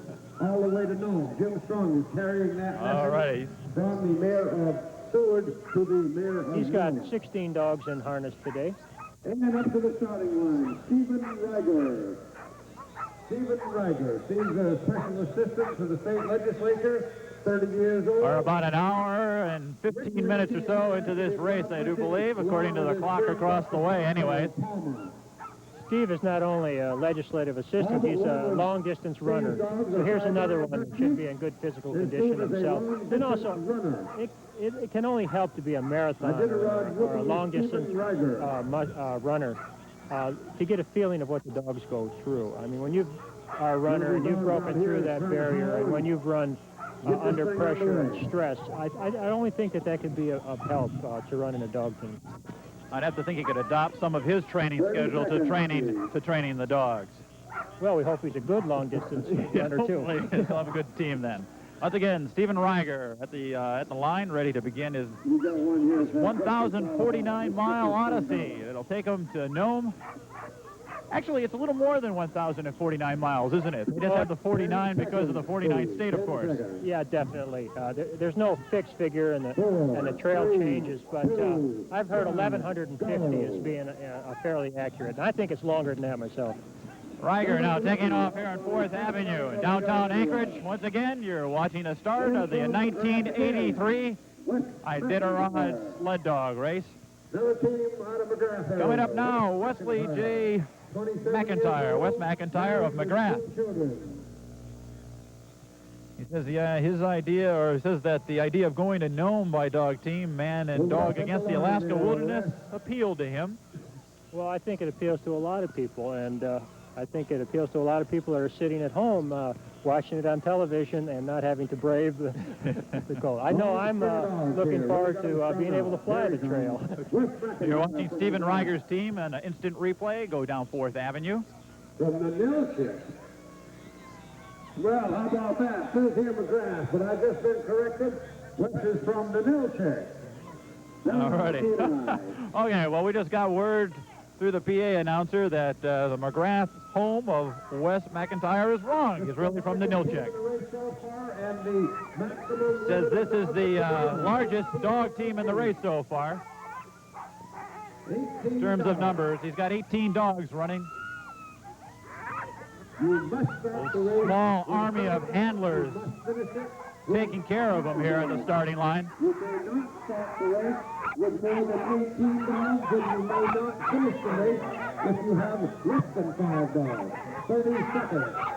Wes McIntyre ready to take off. He's from the Nilchek. We told you McGrath, that's what we had on our program. That's wrong, he's from the Nilchek. A psyched up dog team ready to take off here on 4th Avenue. They're set and ready to go.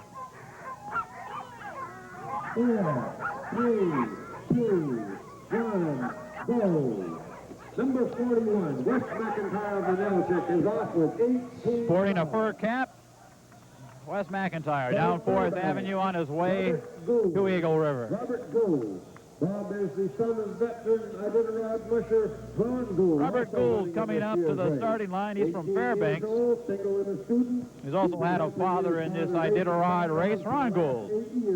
This is one of the 2 father-son teams you have in this year's Iditarod. The coincidence is that both the fathers are doctors. And I think that the Goulds, both Ron, the dad, and Robert, the son, are looking forward to an experience that they can share together for the rest of their lives. We got a little problem down the road as we watch Wes McIntyre down there. His team has just pulled it into the stands. And people out there trying to give him a hand. He is stopped up 4th Avenue about 2 blocks away from the starting line. 1 minute.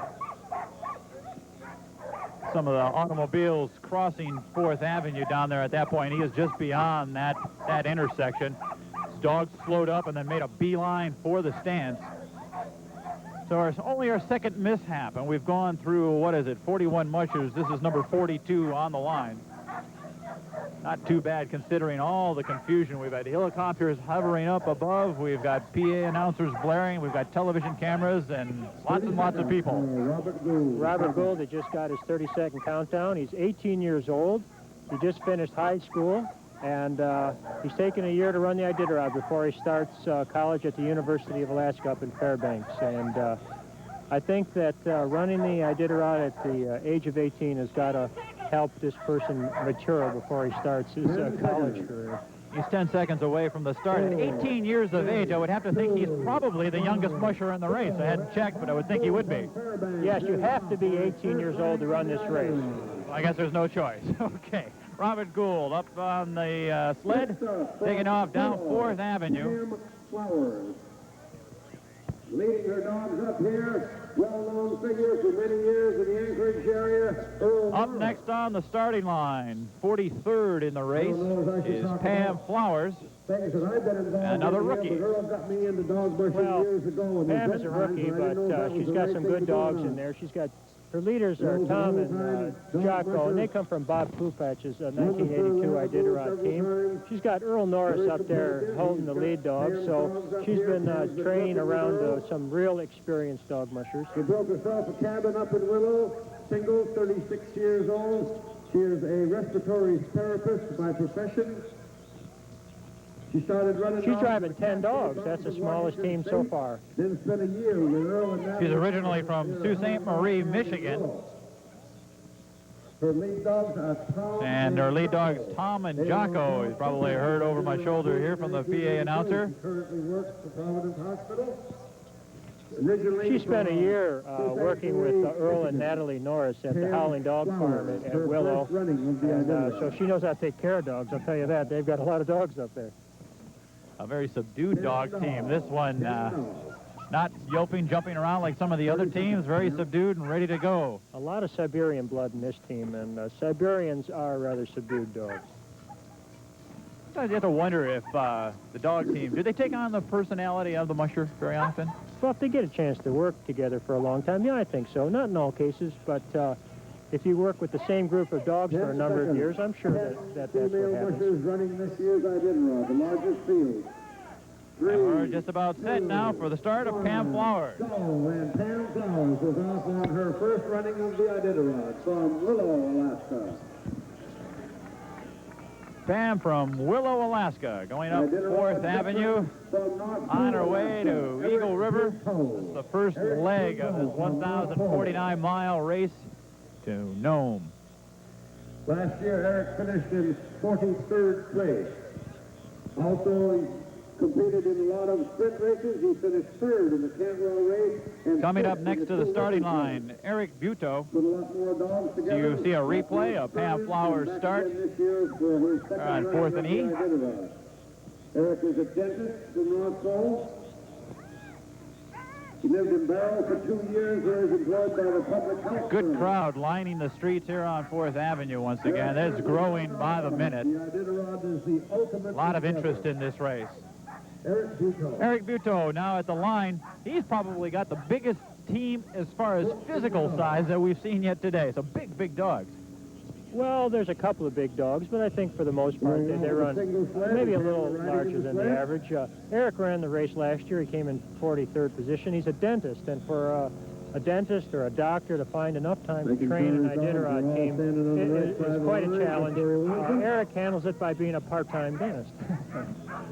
That's not too bad, I guess. It'll get you the money anyways to run in this race, let's put it that way. What kind of dogs make the best sled dogs? Everybody always thinks the purebred husky and stuff, and that's not really true, is it? Well, there's really the husky is really a mixed breed dog. The village dog, the Siberian, a little bit of hound. It isn't really a purebred dog, and I think that's a good thing, because that's where they get the hybrid vigor that makes these dogs go the way they should. 2, 1, go, and Eric Buteau from North Pole. Eric Buteau now gets his start, and off he goes. Eric is driving 14 dogs. The AC Company, Alaska, Warning Lights of Alaska, Totem Ocean Trailer Express. Down the road goes Eric Buteau, as you see him headed out the Tudor track and out to Eagle River. Then there'll be a 3-hour layover for all the mushers as they get out to Settlers Bay. Have a replay now of Eric Buteau's start, saying that that 3-hour start, that 3-hour time layoff will be added on all of the mushers as they get from Eagle River, take down the team, set back up in Settlers Bay. These mushers are going to be tired when they camp tonight, I'll tell you that. A lot of excitement today. Probably one of the more popular figures in the Iditarod race is Colonel Norman Vaughn. He's racing 45th in the day, and one of his claims to fame, he was with Admiral Byrd in the Antarctic during the Battle of the Bulge in World War II. He again worked with dog teams in Norman's present occupation as the tour director, Colonel Norman Vaughn. He's an old veteran for this race. Yeah, this is the Colonel's 6th Iditarod. He's made it to Nome twice. He's hoping to make it this year and make it a 500 winning percentage. He's just a fine gentleman and always a joy to be around. Just the idea of somebody 76 years old driving in the Iditarod amazes me. I mean, when I tried it, you know, I was in my mid-30s and I didn't even finish. You know, this man is to be admired. And just to show you some of his popularity, all the mushers have been well received down here on 4th Avenue, but he got the first real round of applause as he came up to the starting line. And off, oh, definitely. Norman Vaughn. He's very respected, very respected. One of the great stories of this Iditarod sled dog race over the years, and probably one of the biggest stories coming up next on the starting line as we watch Colonel Norman Vaughn head down 4th Avenue and on his way out to Eagle River. Charlie Evans walked up to Norman Vaughn just prior to departing the starting line and said, Norman, I wish you the strength. Colonel Norman Vaughn heading down the line, waving to the crowd, gets a big cheer as he goes by. Coming up now to the starting line, the only man to win this race more than one time, and that, of course, is Rick Swenson. He's won the last 2 races, and he's the odds-on favorite to do it again this year.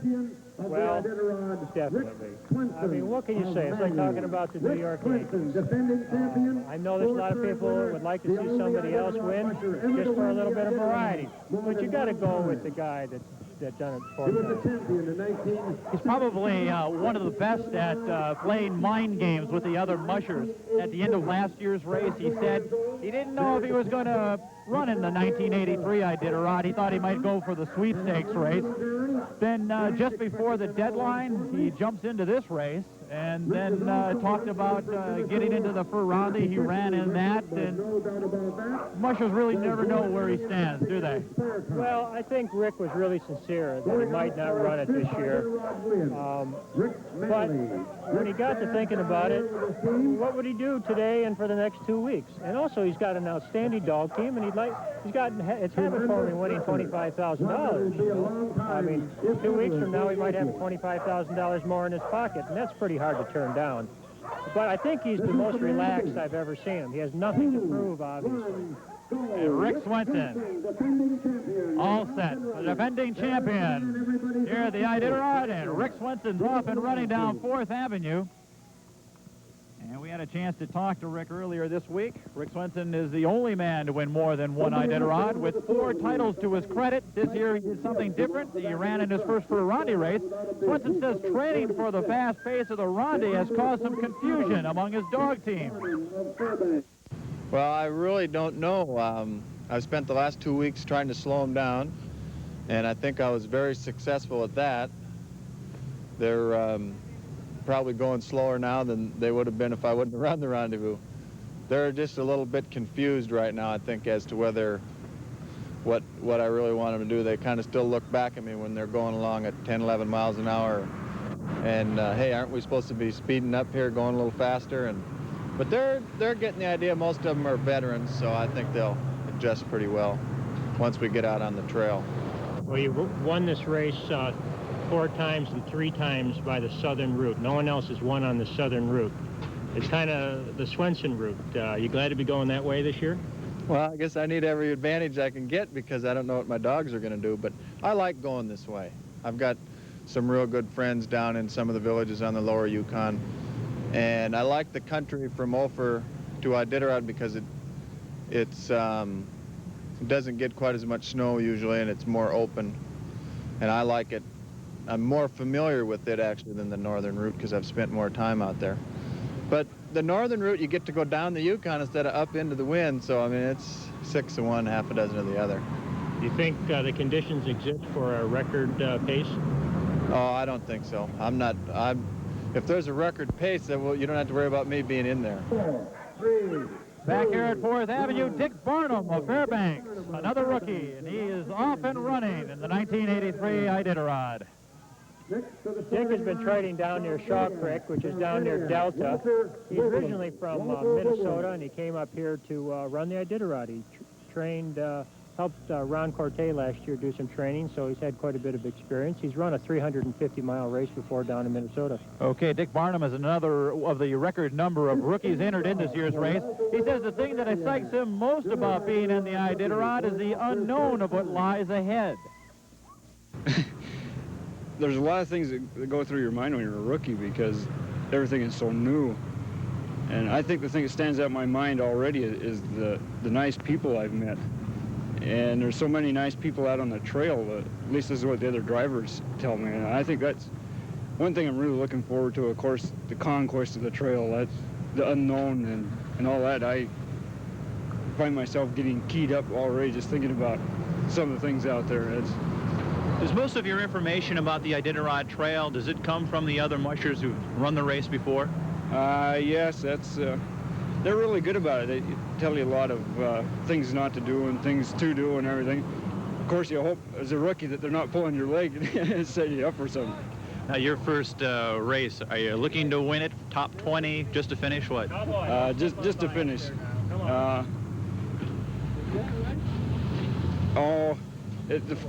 You always get excited about thinking, well, gee, maybe I can do it, you know. But looking at the team, I've raced enough. Even though I'm a rookie, I've raced other races and everything. I know that I haven't got a shot for the top 20, so it's just to make it to Nome. Okay, back on 4th Avenue, and Walter Williams of Akiak is on the line. Well, Walter's a rookie, but he's got a lot of dog mushing experience. He's running the Cusco 300, and his brother ran this team in the Cusco 300 this year. So it's a well-experienced long-distance dog team. Going down the street very well. Okay, Walter Williams heading on down 4th Avenue. Another one of the many rookies who are running in this year's race. Coming up next, Norman McAlpine. Just a reminder, you're watching the official start of the 1983 Iditarod Sled Dog Race. We'll be back coming up right after this.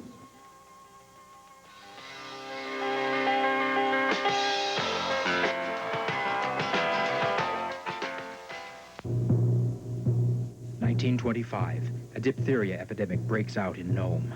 To get the life-saving serum there in time, 20 teams of men and dogs race from Nenana in a 127-hour relay along the Iditarod Trail to deliver the precious cargo to Nome and save the lives of countless children. In 1967, Dorothy Page and Joe Reddington Sr. organized the first Iditarod sled dog race along the same historic trail to rekindle an interest in long-distance dog mushing. In the years that followed, the Iditarod has gained a reputation as the greatest test of endurance in the world. 2 weeks of exhausting mushing across 1,000 miles of some of the most demanding terrain on Earth. From Anchorage, across 2 mountain ranges, down the Yukon River and along the wind-swept Bering Sea to Nome, where each man, woman, and dog that finishes is a hero. At Bank of the North, we salute the spirit of the Iditarod Challenge, the last great race on Earth.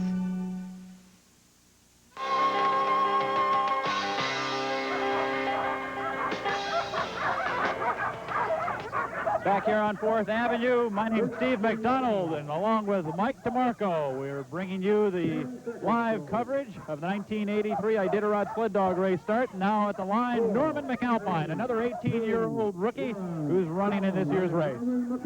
This is his first Iditarod, but he's run 2 junior Iditarods, and he's got a lot of dog mushing experience.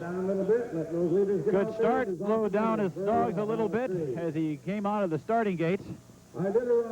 Looking good as they go down 4th Avenue. His lead dogs were holding back a little bit, looking at the crowd. He's been training in Anvik, and I'm sure he hasn't seen any crowds there. One of the wheel dogs kind of pulled up a little bit, but he got it straightened out. Things looking all right now.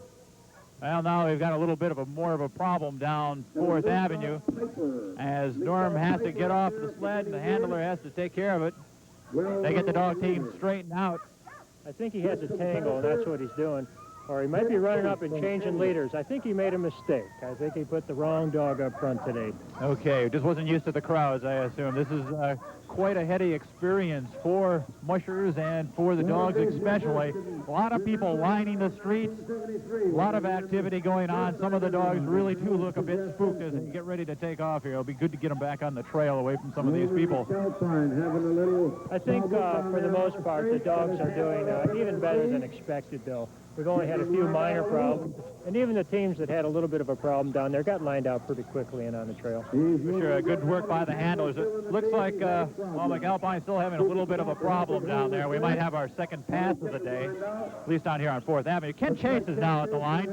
He's number 50 in today's lineup. He's from Anvik. Well, Ken has raced every Iditarod except one. He was in the first one, and some years he's competitive, other years he does it just to run.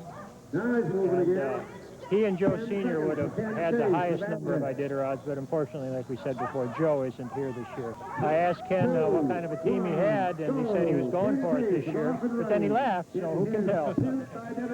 Well, Ken Chase is off and running. A good start for him. Norman McAlpine is back on the trail and rolling down 4th Avenue, so it looks like he's got his problems straightened out. Ken Chase is driving 14 dogs. As you watch Norman McAlpine take down the trail, or excuse me, that's Ken Chase of Anvik. Up steps to the line, one of the more colorful characters of the Iditarod Trail. Well, here's Cowboy. You know, what can you say about Cowboy? He is really tough. He finished in 4th position the year before last. He figured he could come back last year and win it, but he made a very drastic mistake. Before he got to the Squinting checkpoint, his dogs took the wrong trail. It was in the middle of the dark, and they went several miles. In fact, I don't know how many miles it was, but it was quite a bit. Herbie followed him, Joe Sr. followed him, Susan followed him a little bit. I think he pushed too hard at the beginning. He made a lot of statements at the beginning of last year's race, and he put a lot of pressure on himself. We've tried to get an interview with him, and he wouldn't talk this year, and I think that's a good sign. I think he's staying within himself. I think he's just going to do the best he can, and it'll take us a few days to find out. He's well known for blazing out the first few days. And that's what Rick Swenson said in our pre-race feature. He was saying that Larry Smith did do quite a bit of talking last year, and this year he was probably just going to let his dogs do the talking for him. He's from Dawson City in the Yukon Territory, and this is his 4th Iditarod. His best finish was 4th in 1981, and as Mike mentioned previously, he finished 28th in 1982. Larry Cowboy Smith just 10 seconds away from the start of this race. 3, 2, 1, go! And Larry Cowboy Smith is off and running. And he's off and running, and riding the sled behind him is dog musher Tim Reddington, who I'm sure is well known to many people. A good start for Cowboy Smith, nonetheless, as he heads on down 4th Avenue. We'll just have to see just what he does with Rick Swenson this year. Oh, yeah. I think, like we said, Cowboy is going to let the dogs do the talking this year, and I'll be real interested to see if he's going to set that kind of blistering pace he's tried to the last couple of years. Well, definitely one of the favorites to take the crown away from Rick Swenson, along with Susan Butcher and a couple of other mushers. Jan Massick. Now at the line, excuse me, go ahead, Mike. I was just going to say, for all you other dog mushing fans that are listening in, I think that's probably one of the best Iditarod starts that Tim Reddington, I mean, one of the best starts on 4th Avenue that Tim Reddington's ever had. He's had some problems here in the rendezvous before. Coming up to the line now is our second representative from Stuck Again Heights. Stuck Again Heights, for you folks who are not familiar with Anchorage, is a restaurant high on the Chugach Mountains overlooking the Anchorage area. They've entered 2 teams in the 1983 race. The first team was mushed by Jan Massick of Anchorage, and this is her team.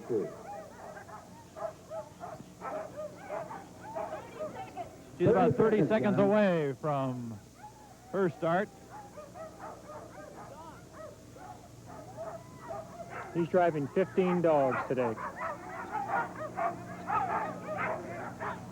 We're about, well, we're better than 90 minutes into this race now, so I'm sure there are a number of mushers who have finally pulled into Eagle River. Well, it's hard to say. I think it's probably getting real close right now. Okay, just a few seconds away, and there goes Jan Massick. Off to a fast start.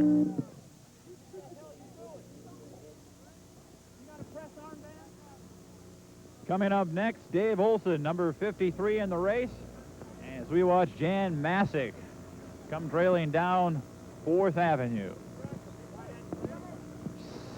Okay, we're into a replay now. Let's take a look now at Jan's start.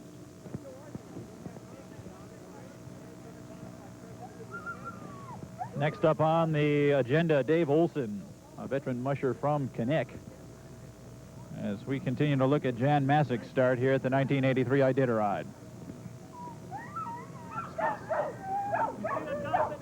Okay, number 53, Dave Olson, veteran Iditarod musher from Kinnick. Dave's wife, Donna, they have one. We've got 68 mushers this year. Rookie, or a record rather, for the Iditarod sled dog race. 1964. Well, Dave ran in the very first Iditarod. He worked a lot with Joe Sr. He was forced to scratch in that first Iditarod due to pneumonia, but he came back in '74, which is a very tough Iditarod. He finished 15th. Then in 1980, he won again and finished 16th. And Dave has a very strong team. His lead dog up there is Magnum. Along with his sponsors, He's driving 16 dogs, and the dog team looks really good. David's got some real good training in this year out of Connect. He's been training. He's knocked off some 100-milers, I know that. And I think that Dave is going to definitely be a contender to get into the top 10. Just a few moments away from the start for Dave Olson. Once again, he's a musher from Connect, Alaska, originally from Minnesota. 2, 1, go! Dave Olson of Connect off on his 4th running of the Iditarod.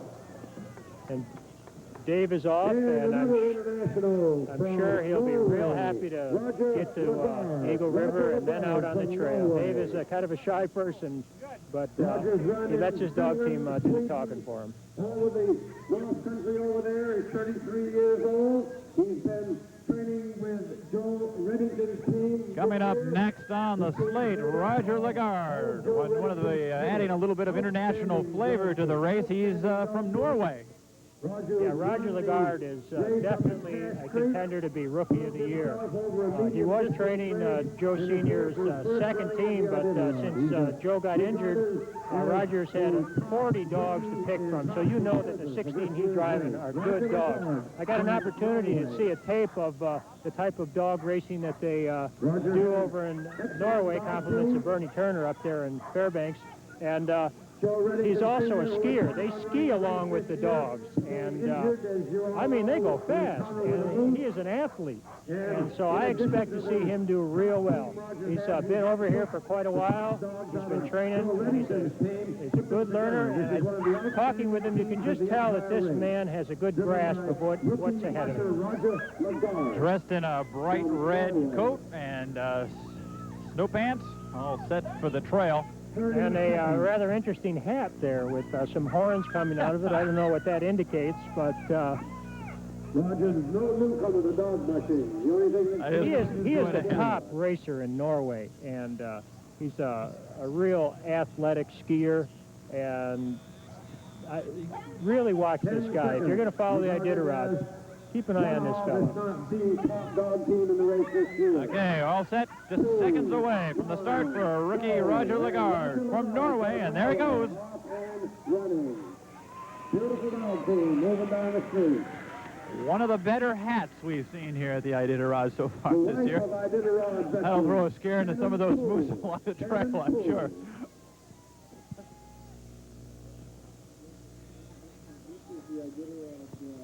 Coming up next, Shannon Pohl. She's at the 55th spot here. She's got some fans here, a banner across the way. It says, "Go Shannon Pohl, woman power." Okay. Number of women represented here in the race this year. Some very, very good mushers. Shannon is a watercolor artist and paints wildlife and animals, and she runs dogs and traps in the winter, rides her horse in the summer, and I'm sure that she'll have a lot of beautiful scenery, a lot of experiences to come back, and it'll show up in her artwork, I'm sure, just like John Van Zyl, who ran the Iditarod and put out a beautiful series of paintings on the Iditarod. Shannon, as Mike mentioned, is a rookie. She's going to start this race with 14 dogs. She's from Trapper Creek, Alaska. Just a little bit north, about 115 miles north of Anchorage. Trappers Creek is a real hotbed of Iditarod mushing. There are quite a few of them up there, trained, aren't there? Right. In the Talkeetna area. Well, it's a beautiful area. They get a lot of snow, sometimes too much snow. And there's these little enclaves of mushers, like the Eureka area where Rick Swenson and Susan Butcher, Dave Munson train. Also up in that country, Ron Tucker, and Ed Salter, Joey Reddington in Manly. And then there's the 30-mile area east of Fairbanks, a lot of mushers there. And Trapper Creek has a lot of Iditarod. There's not too many sprint racers in that area because it is rugged country, and the people who live out there in the woods are more prone to try the Iditarod than they are sprint racing. Hey, Sharon Pohl is off and running down 4th Avenue. You mentioned something interesting just a second ago. You just said sometimes there could be too much snow. How does that affect the mushers? Well, you know, it's nice to have enough snow, but when all of a sudden about 30 inches of wet snow drops overnight and you go out there to start training the next day, you know, it's get the snowshoes out or else wait for it to settle. And sometimes they get so much snow that they don't get the number of miles. You don't want your dogs lugging all the time, just lugging and breaking trail all the time. You want them to be able to move out, too, so they don't just become muscle-bound. And if they get muscle-bound and you come to the start of this race with 16 dogs hooked together, the dogs that haven't stretched out before are likely to hurt themselves. So you don't really want these big graders that are muscle-bound for this race. Okay, of course, the snow here in 4th Avenue was placed down here by the city last night. We were hit by a warming trend that pretty much took care of a lot of the snow that was laying on the sidewalks and the streets. So we had to have this snow trucked in, especially for the race. Shouldn't be much of a problem, though, once we get to the outskirts of Anchorage and into Eagle River. No, real good conditions this year, just about the best I've seen since the Iditarods that I've come down. Now at the line, number 56, Dee Dee Jarrow. She's 28 years old, and she is from Bethel, one of the several mushers that hail from Bethel that are in this year's race. She's also participated in the Kuskokwim 300. This is her 3rd dog sled race. Oh, yeah, Dee Dee's one tough lady. She hasn't been a threat to finishing the money, but who knows this year. She's always a joy out on the trail, and she's just got the Iditarod in your blood. It gets into your blood. It's just something that you just can't leave for many of these people. I said earlier that this was her 3rd sled dog race. This is actually her 3rd Iditarod. She's running many other sled dog races. And away is Dee Dee Jarrow. She's driving 15 dogs. That's a big dog team. You know, I'm just amazed. I see these people string out 15, 16, 17 dogs, and my heart just starts to beat fast. I know, I call that white-knuckling it, when you grab that handlebar with that much power out front. I don't think many people have the idea about how much power there is when you hook up 16 dogs that are well-conditioned, that have been pulling loads all winter long, and you've got to have good control up front. That's why the lead dog is so important. They've got to go where you want to go, because you're not going to make them go that way. They got to want to go that way. Up now on the line, Scott Cameron from Palmer, and he's got the 2 stylish lead dogs, most stylish lead dogs in the race today. They're sporting flat scarves, I should say. So that's pretty good, anyways. Yeah, I've never seen that before. He's a rookie, so he's got a lot to learn, and I'm sure that he's eager to get out there and start learning. He's starting with leaders Kina, who's 10 years old, and Shiloh, and Teenick. And this is another 15-dog team. Mike mentioned earlier, a big dog team, a lot of power pulling that sled. He's got a lot of Siberian-type dogs in there, not necessarily full-bred, but you can tell by looking at their conformation and their coats that there's a lot of Siberian blood in this team. Once again, you're watching the official start of the 1983 Iditarod Sled Dog Race, live from 4th Avenue in downtown Anchorage, Alaska. I'm Steve McDonald, along with Mike DeMarco, as I trip all over my cord. Mike DeMarco, an ex-musher. He's been mushing dogs for about 10 years or so. Gonna look at this one through the camera, so to speak, this year. And away, Scott Cameron, as he's going down 4th Avenue. Good start for Scott. Next to the starting line, number 58. One interesting thing about Scott is he owns the only dog team to be bushed by Willie Nelson when he was up here for a concert. All right. You check out Scott Cameron as he heads on down 4th Avenue. The next one up to the line has a very, very interesting story to tell. This is Ron Brennan. And we get a shot here in a little while of he's running the 17 dogs. We get a shot here in a moment of his lead dog. His lead dog is named Nickel. And Nickel pulled a disappearing act here in Anchorage. Ron had come down from Bethel to pick up this lead dog, bought her from a lady down here in Anchorage, and as he was transporting Nickel to the airport, Nickel jumped out of the van and started one of the biggest dog hunts in Anchorage history, I think, as he had all the people, the media, and lots of people looking for the dog. And just a couple of days here, about 5 days or so before the race, Nickel was found, and he's all lined up there in the lead position. through the motion picture, a wilderness adventure film. Running 17 dogs today. Ron Brennan, a rookie musher from Bethel. When you bring up that story about losing a lead dog, it makes me remember the time that Emmett Peters lost his great lead dog, Nugget. And Nugget was hit by a car and died. That's one of the best lead dogs ever run this race. She won the Iditarod in 74 for Carl Huntington, and then came back and won it for Emmett Peters in 75. That is one fine dog, and I'm sure it's remembered by a lot of people in Ruby. 10 seconds away now from Ron Brennan. 5, 4, 3, 2, 1, go. And Ron Brennan is off and running. There goes Ron Brennan with his lead dog, Nickel, and he looks pretty happy. He was really excited getting into this race. We talked to him the other day, and Cloud 9, happy to be here. Well, he's moving out real nice. His dog's jumped along just fine. Very good start. Okay, this rookie musher suffered a severe setback, as we told you, several weeks ago before the race even started, when he lost his lead dog, Nickel, while transporting him back to his home in Bethel. But thanks to Mr. and Mrs. Mahoney of Anchorage, Brennan got his precious lead dog back in time for the race. I found my dog. I guess what I had to do was leave town, and then he showed up. It was pretty much an impossible task. After I went out in the helicopter and looked around town, I got real discouraged that there's so much land and more moose and more other kinds of animals than loose dogs. And I was pretty discouraged, and that's when the media sort of came and helped out. And radio, TV, and newspaper all spread the word in a sort of remarkable manner. In fact, to the point that I had probably 100 phone calls a day, and all of them had, by some means or other, heard it through the media, and that's what led to finding him on Sunday about, let's see, that'd be about 5 days after he was lost. A woman who had heard it both on radio and TV saw a dog that very much matched the description, and bless her heart, I don't know how she did it, but she caught the dog better than I could. Mr. and Mrs. Mahoney down in Rabbit Creek saw him walking across a little airport runway down there near the shooting range in Potter Flat, and said, that's a dog. I heard him on the radio Wednesday morning. Went in and chopped up some meat with her husband, trailed the meat right into their front door. The dog just sort of walked in the front door, and I don't think anyone could have done it any better. 5, 4, 3.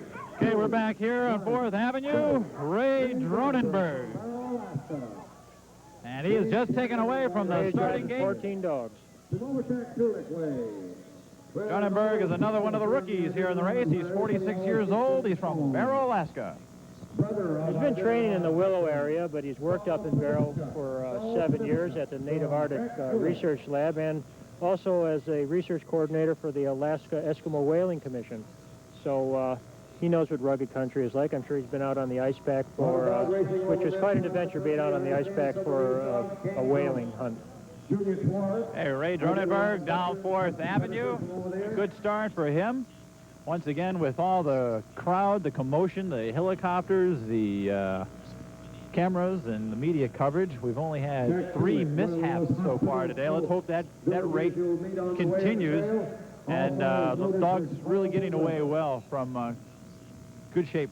Oh, I think so, definitely. There's been some minor problems, but just a little bit of changing around of lead dogs, and then everybody got lined out. Saul Penitupchuk. I hope I pronounced that right. He's from Shaktoolik, another one of the rookies here. Well, he may be a rookie, but you know, if he's driven dogs around Shaktoolik, he knows how to take care of himself. My first lead dog came from Shaktoolik, and I'll tell you, that dog knew G and Haw. And you have to have a good leader when you're out there on the coast. So I'm sure that he's going to be happy when he hits that coast country and feel like he's home. And I'm sure the dog. Now, when you got to go through your hometown, you always wonder if the dogs are going to want to just get home and kind of stay. You've got to get them up again and get going down the trail. And that far along the trail, when they're tired, it'll be real interesting to see. I'm going to hope I'm in Shaktoolik when he's there. Okay. As we look at Saul Penitupchuk, who is preparing his dog team, we've had some pretty excited teams coming away here. All of a sudden, a very, very subdued team. All set to go, very quiet, and there they are. He's driving 13 dogs. Okay, good start by Saul Panipchuk. Once again, a reminder, you're listening and watching the 1983 Iditarod start from downtown Anchorage. We'll be back right after this.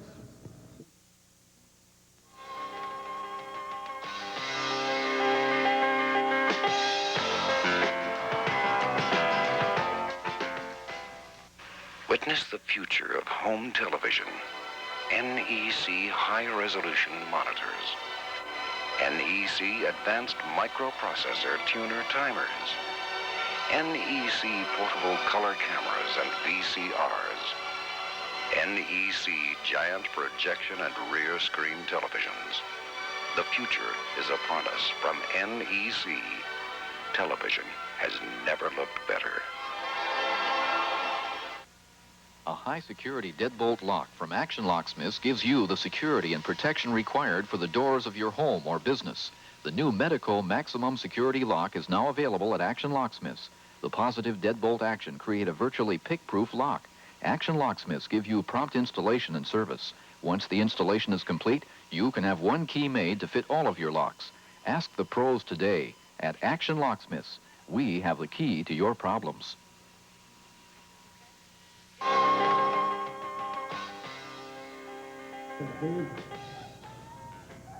Well, welcome back to downtown Anchorage. I'm Steve McDonald along with Mike DeMarco. You're watching live coverage of the 1983 Iditarod sled dog race. You're also watching it on the Iditarod Race Network and KTVF in Fairbanks and KTVA in Anchorage. Hope you're enjoying today's coverage. Right now up at the starting line, what do we have here? We've got Stephen Haver. Yeah, Steve is just ready to start off, and there he goes. He's driving. Let's see. 4, 6, 8, 10, 11 dogs. Steve is really hoping to do well this year. Last year he was forced to scratch before he got to McGrath because during a rest stop one of his dogs chewed its way out of the harness and disappeared. And of course you have to have all your dogs when you check into a checkpoint. You know, between checkpoints no dogs are allowed to disappear. So he turned around and he headed back through Rainy Pass. He mushed his way back and he found the dog. So it all turned out well, but Steve was real disappointed. He's really looking forward to this year's race. He has a really good outlook, real good personality. Okay, for Steve Haver, this is the second time around in the Iditarod. He had to scratch in his first attempt, as Mike said, so his goal this time is just to make it to Nome. They're much better this year. I'm very pleased with their stamina, and they're doing well this year. Are you going to safari style, or are you going to be competitive this year? I'm going to make it to Nome. That's my goal this year, is make it to Nome. One has to have fast dogs to be competitive, and I just have good, steady dogs. I just want to get to Nome. Maybe next time I'll have fast dogs. How many miles of training do you have this year? 1,600 so far, but from 1,000 on, we've just done trips around the state, and it's been excellent experience for the dogs and for myself. And I think it's been a good training year. Will you be glad to get out on the trail finally? Yes, finally. This whole week of build-up. Yeah, it'll be good to be on the trail and done with this. Back here on 4th Avenue, you're looking at Stephen Haver, sporting a nice-looking fur hat. He's number 61 in the race. I'm sorry, this is Howard Albert, rather. Check that. Howard Albert, one of 2 mushers from Ruby. I get my mushers mixed up here. Howard Albert on his way up 4th Avenue. Howard's a very competitive musher. We look for him to do well. He's finished as high as 7th in this race, and we got a chance to talk to him. That's right, Mike. Howard Albert of Ruby says this is his fastest team of dogs he's ever had in front of him, but he says he's going to have to wait until later in the race to find out just how good of a team he's got. Well, they're looking good. They're looking fast, and I'm just hoping they can hold the pace. Is what I'm looking for. Do you have any dogs from your old team in there? Yes, one. Last year, your sister Rose ran the race, and this year it's you. Do you have any dogs that she ran last year? Yeah, 7 of them. Do you think you're going to have a competitive team this year? Well, I'll find out by McGrath. You know, I got to feel it out a little, you know. Can't try to ruin everything in just the first 300 miles. Did you have good training up at Ruby? Pretty good, yeah. 1 minute. Back on 4th Avenue now, Doug Bartko of Palmer in the starting blocks, and he's ready to take his team up the avenue here. Well, Doug is another member of one of the father-son teams that are in this race. He tried the Iditarod quite a number of years ago, and he was forced to scratch. His father, Dr. Hal Bartko, is also in this race, and he had tried it once before and was forced to scratch. So father and son are hoping to make it to Nome this year together. The Association for Providing Security. We were talking a little bit off camera about some of the commands that the mushers use to guide their dogs up the trail. Let's go through some of them. You've alluded to G and Ha. What does that all mean? Well, G is right and Ha is left, and that's just about the only commands you really need. And then there are other fancier ones like come G, it means come back on the right side, or come Ha, come back on the left side. And, whoa is not a real big command in dog. Okay, Doug Bartko. He's driving 14 dogs. A good start for him as he zooms up 4th Avenue. You'd be very interested in seeing that display. We're coming up to musher number 64 on the roster. Just 1 block from the starting area here. Crowds seem to be very well behaved today. No real problems as far as dogs bolting into the stands or anything like that. We've only had 3 such incidents, but the handlers and the mushers were able to straighten things out and get their teams back on the trail and heading in the straight path again. We don't have quite as big as crowd as I've seen for some of the rendezvous, but you got to remember that the crowd is strung out all the way to Eagle River, and they're expecting up to 4,000 people at Eagle River. So they've got quite a good area there for viewing. That's true. We've got really 3 locations to watch the race this year. Actually 4 if you want to count television, of course. But we've got the start here at downtown 4th Avenue, of course, and you can go out into Eagle River, where that's where the mushers will be ending up the first leg of the trail. Then they'll take a 3-hour layover, pack up the sleds, pack up the dogs, take them off up to Settlers Bay in Wasilla, and that will be the final leg of the 1983 Iditarod as they take the southern route this year on this 1,049-mile journey through probably some of the most beautiful country on this earth, huh? Well, we're hoping the weather holds to get through the mountains, of course. We've had good weather here, and there's been some high cloudiness, and a little bit of cloudiness is moving in, but nothing, no storms approaching, and I'm sure that's good news for all the mushers and for all the pilots and those of us that have to fly the trail also. Okay, let's hope you have some smooth flying as well. On the line now, Ed Foster, actually it's Forstner, sorry, of Kinnick. He's another one of the many rookies that are here on the trail. Ed very casually steps onto his sled, and there he goes. In 1973, when this race first began... And Ed is off, and he's driving 17 dogs. He's driving another one of the Joe Reddington senior teams. Joe has a dog lot in excess of 200 dogs, and he always tries to get as many teams in the race as possible, and he started many mushers on their way, and it was a beautiful-looking dog team. As you see, Forstner's team heading down the trail here in downtown Anchorage. Ken Johnson, another rookie from McGrath, steps up to the line. He's got quite a large dog team as well. As you see a replay of Foster's start. 16 dogs. See Mike Harriman down there helping him. Mike's an Iditarod veteran. Most of these mushers have helpers. Back on 4th Avenue, Ken Johnson, a rookie from McGrath, sporting a small army of dogs. 16 of them to be exact. He's from McGrath, which is another one of those hotbeds of Iditarod fanaticism. There's a lot of Iditarod supporters up in McGrath. You've got Eep and Babe Anderson. You've got several mushers. They're real good supporters. They go all out, and everybody looks forward to getting to McGrath and the Tacotna area. It's the first major stop on the Iditarod. It's about 350 miles from Nome, and a real major resupply point. This must be quite an event for some of the villages around the state. They must really rally behind Herbie Nyutpuk of Shishmaref, the mushers out of Ruby, Albert, and Emmett Peters, I believe it was. They must really rally behind the musher, their representative in this great race. Oh, definitely. You know it's a big event for a community of 100, 200 people when this type of an event takes place.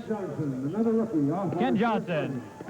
Down 4th Avenue, gets a big send-off from his handlers, and there he goes. Good start for Ken. A big hand of applause from the crowd. You can tell there's a bunch of those McGrath people here again. Right. They've come into town for the big race. I've seen a bunch of faces in the crowd that I recognize. I see Bob Schlentner over there, just in the crowd, in the background, not up front. Bob's an Iditarod veteran and a one-tough musher. Coming up now, the 66th musher on today's starting race. Starting block, David Wolf, another rookie, and another Anchorage resident. A lot of Anchorage people in this race. Well, he's celebrating his 19th birthday, and we've got a lot of young mushers in that, and that's good to see because we've got the junior Iditarod and the junior sprint races, and I think we've got about 4 or 5 mushers in this race that are 18, 19, 20 years old. And when they start learning at this age, you know by the time they get some experience under their belt, they're really going to be top mushers of the future. So we mentioned a little earlier, Wolf is part of among a number of Anchorage residents who are in this year's field. Anchorage is not exactly the best place to keep a dog team anymore. The city has really grown up into a bona fide city. Well, definitely. There aren't very many competitive teams, and understandably so. Most of these people have moved out to the surrounding areas. 30 seconds. Dave himself is trained 45 miles south of McKinley, so he's got to pack up and move out. It's quite an undertaking and logistical support, and you have to dedicate your winter to running this race. It's a winter-long occupation for sure. Seconds away now from David Wolf's attempt at the 1983 Iditarod Trail. 5 seconds in the countdown. You can hear in the background. And off goes David Wolf. Might have a little problem. No, that lead dog was just waiting for when it really counted. When he got the countdown, he's off real fine now. Lead dog turned around to the rest of the pack just to say, come on, fellas. And back for his second attempt at running. Good start for David Wolf. Dr. Hal Bucko of Palmer. Doc ended that first race in 1973, was doing very well. David Wolf, the 66th musher out of the starting gate today. And Dave is running Baldy and Boogie in double lead, and I think he had 14 dogs there. Next up, Dr. Hal Bartko of Palmer. He entered the first Iditarod race and had to scratch at McGrath. He's 59 years old. In order to prepare himself for the Iditarod, he's been cross-country skiing, and that'll get you in shape. Oh, yeah.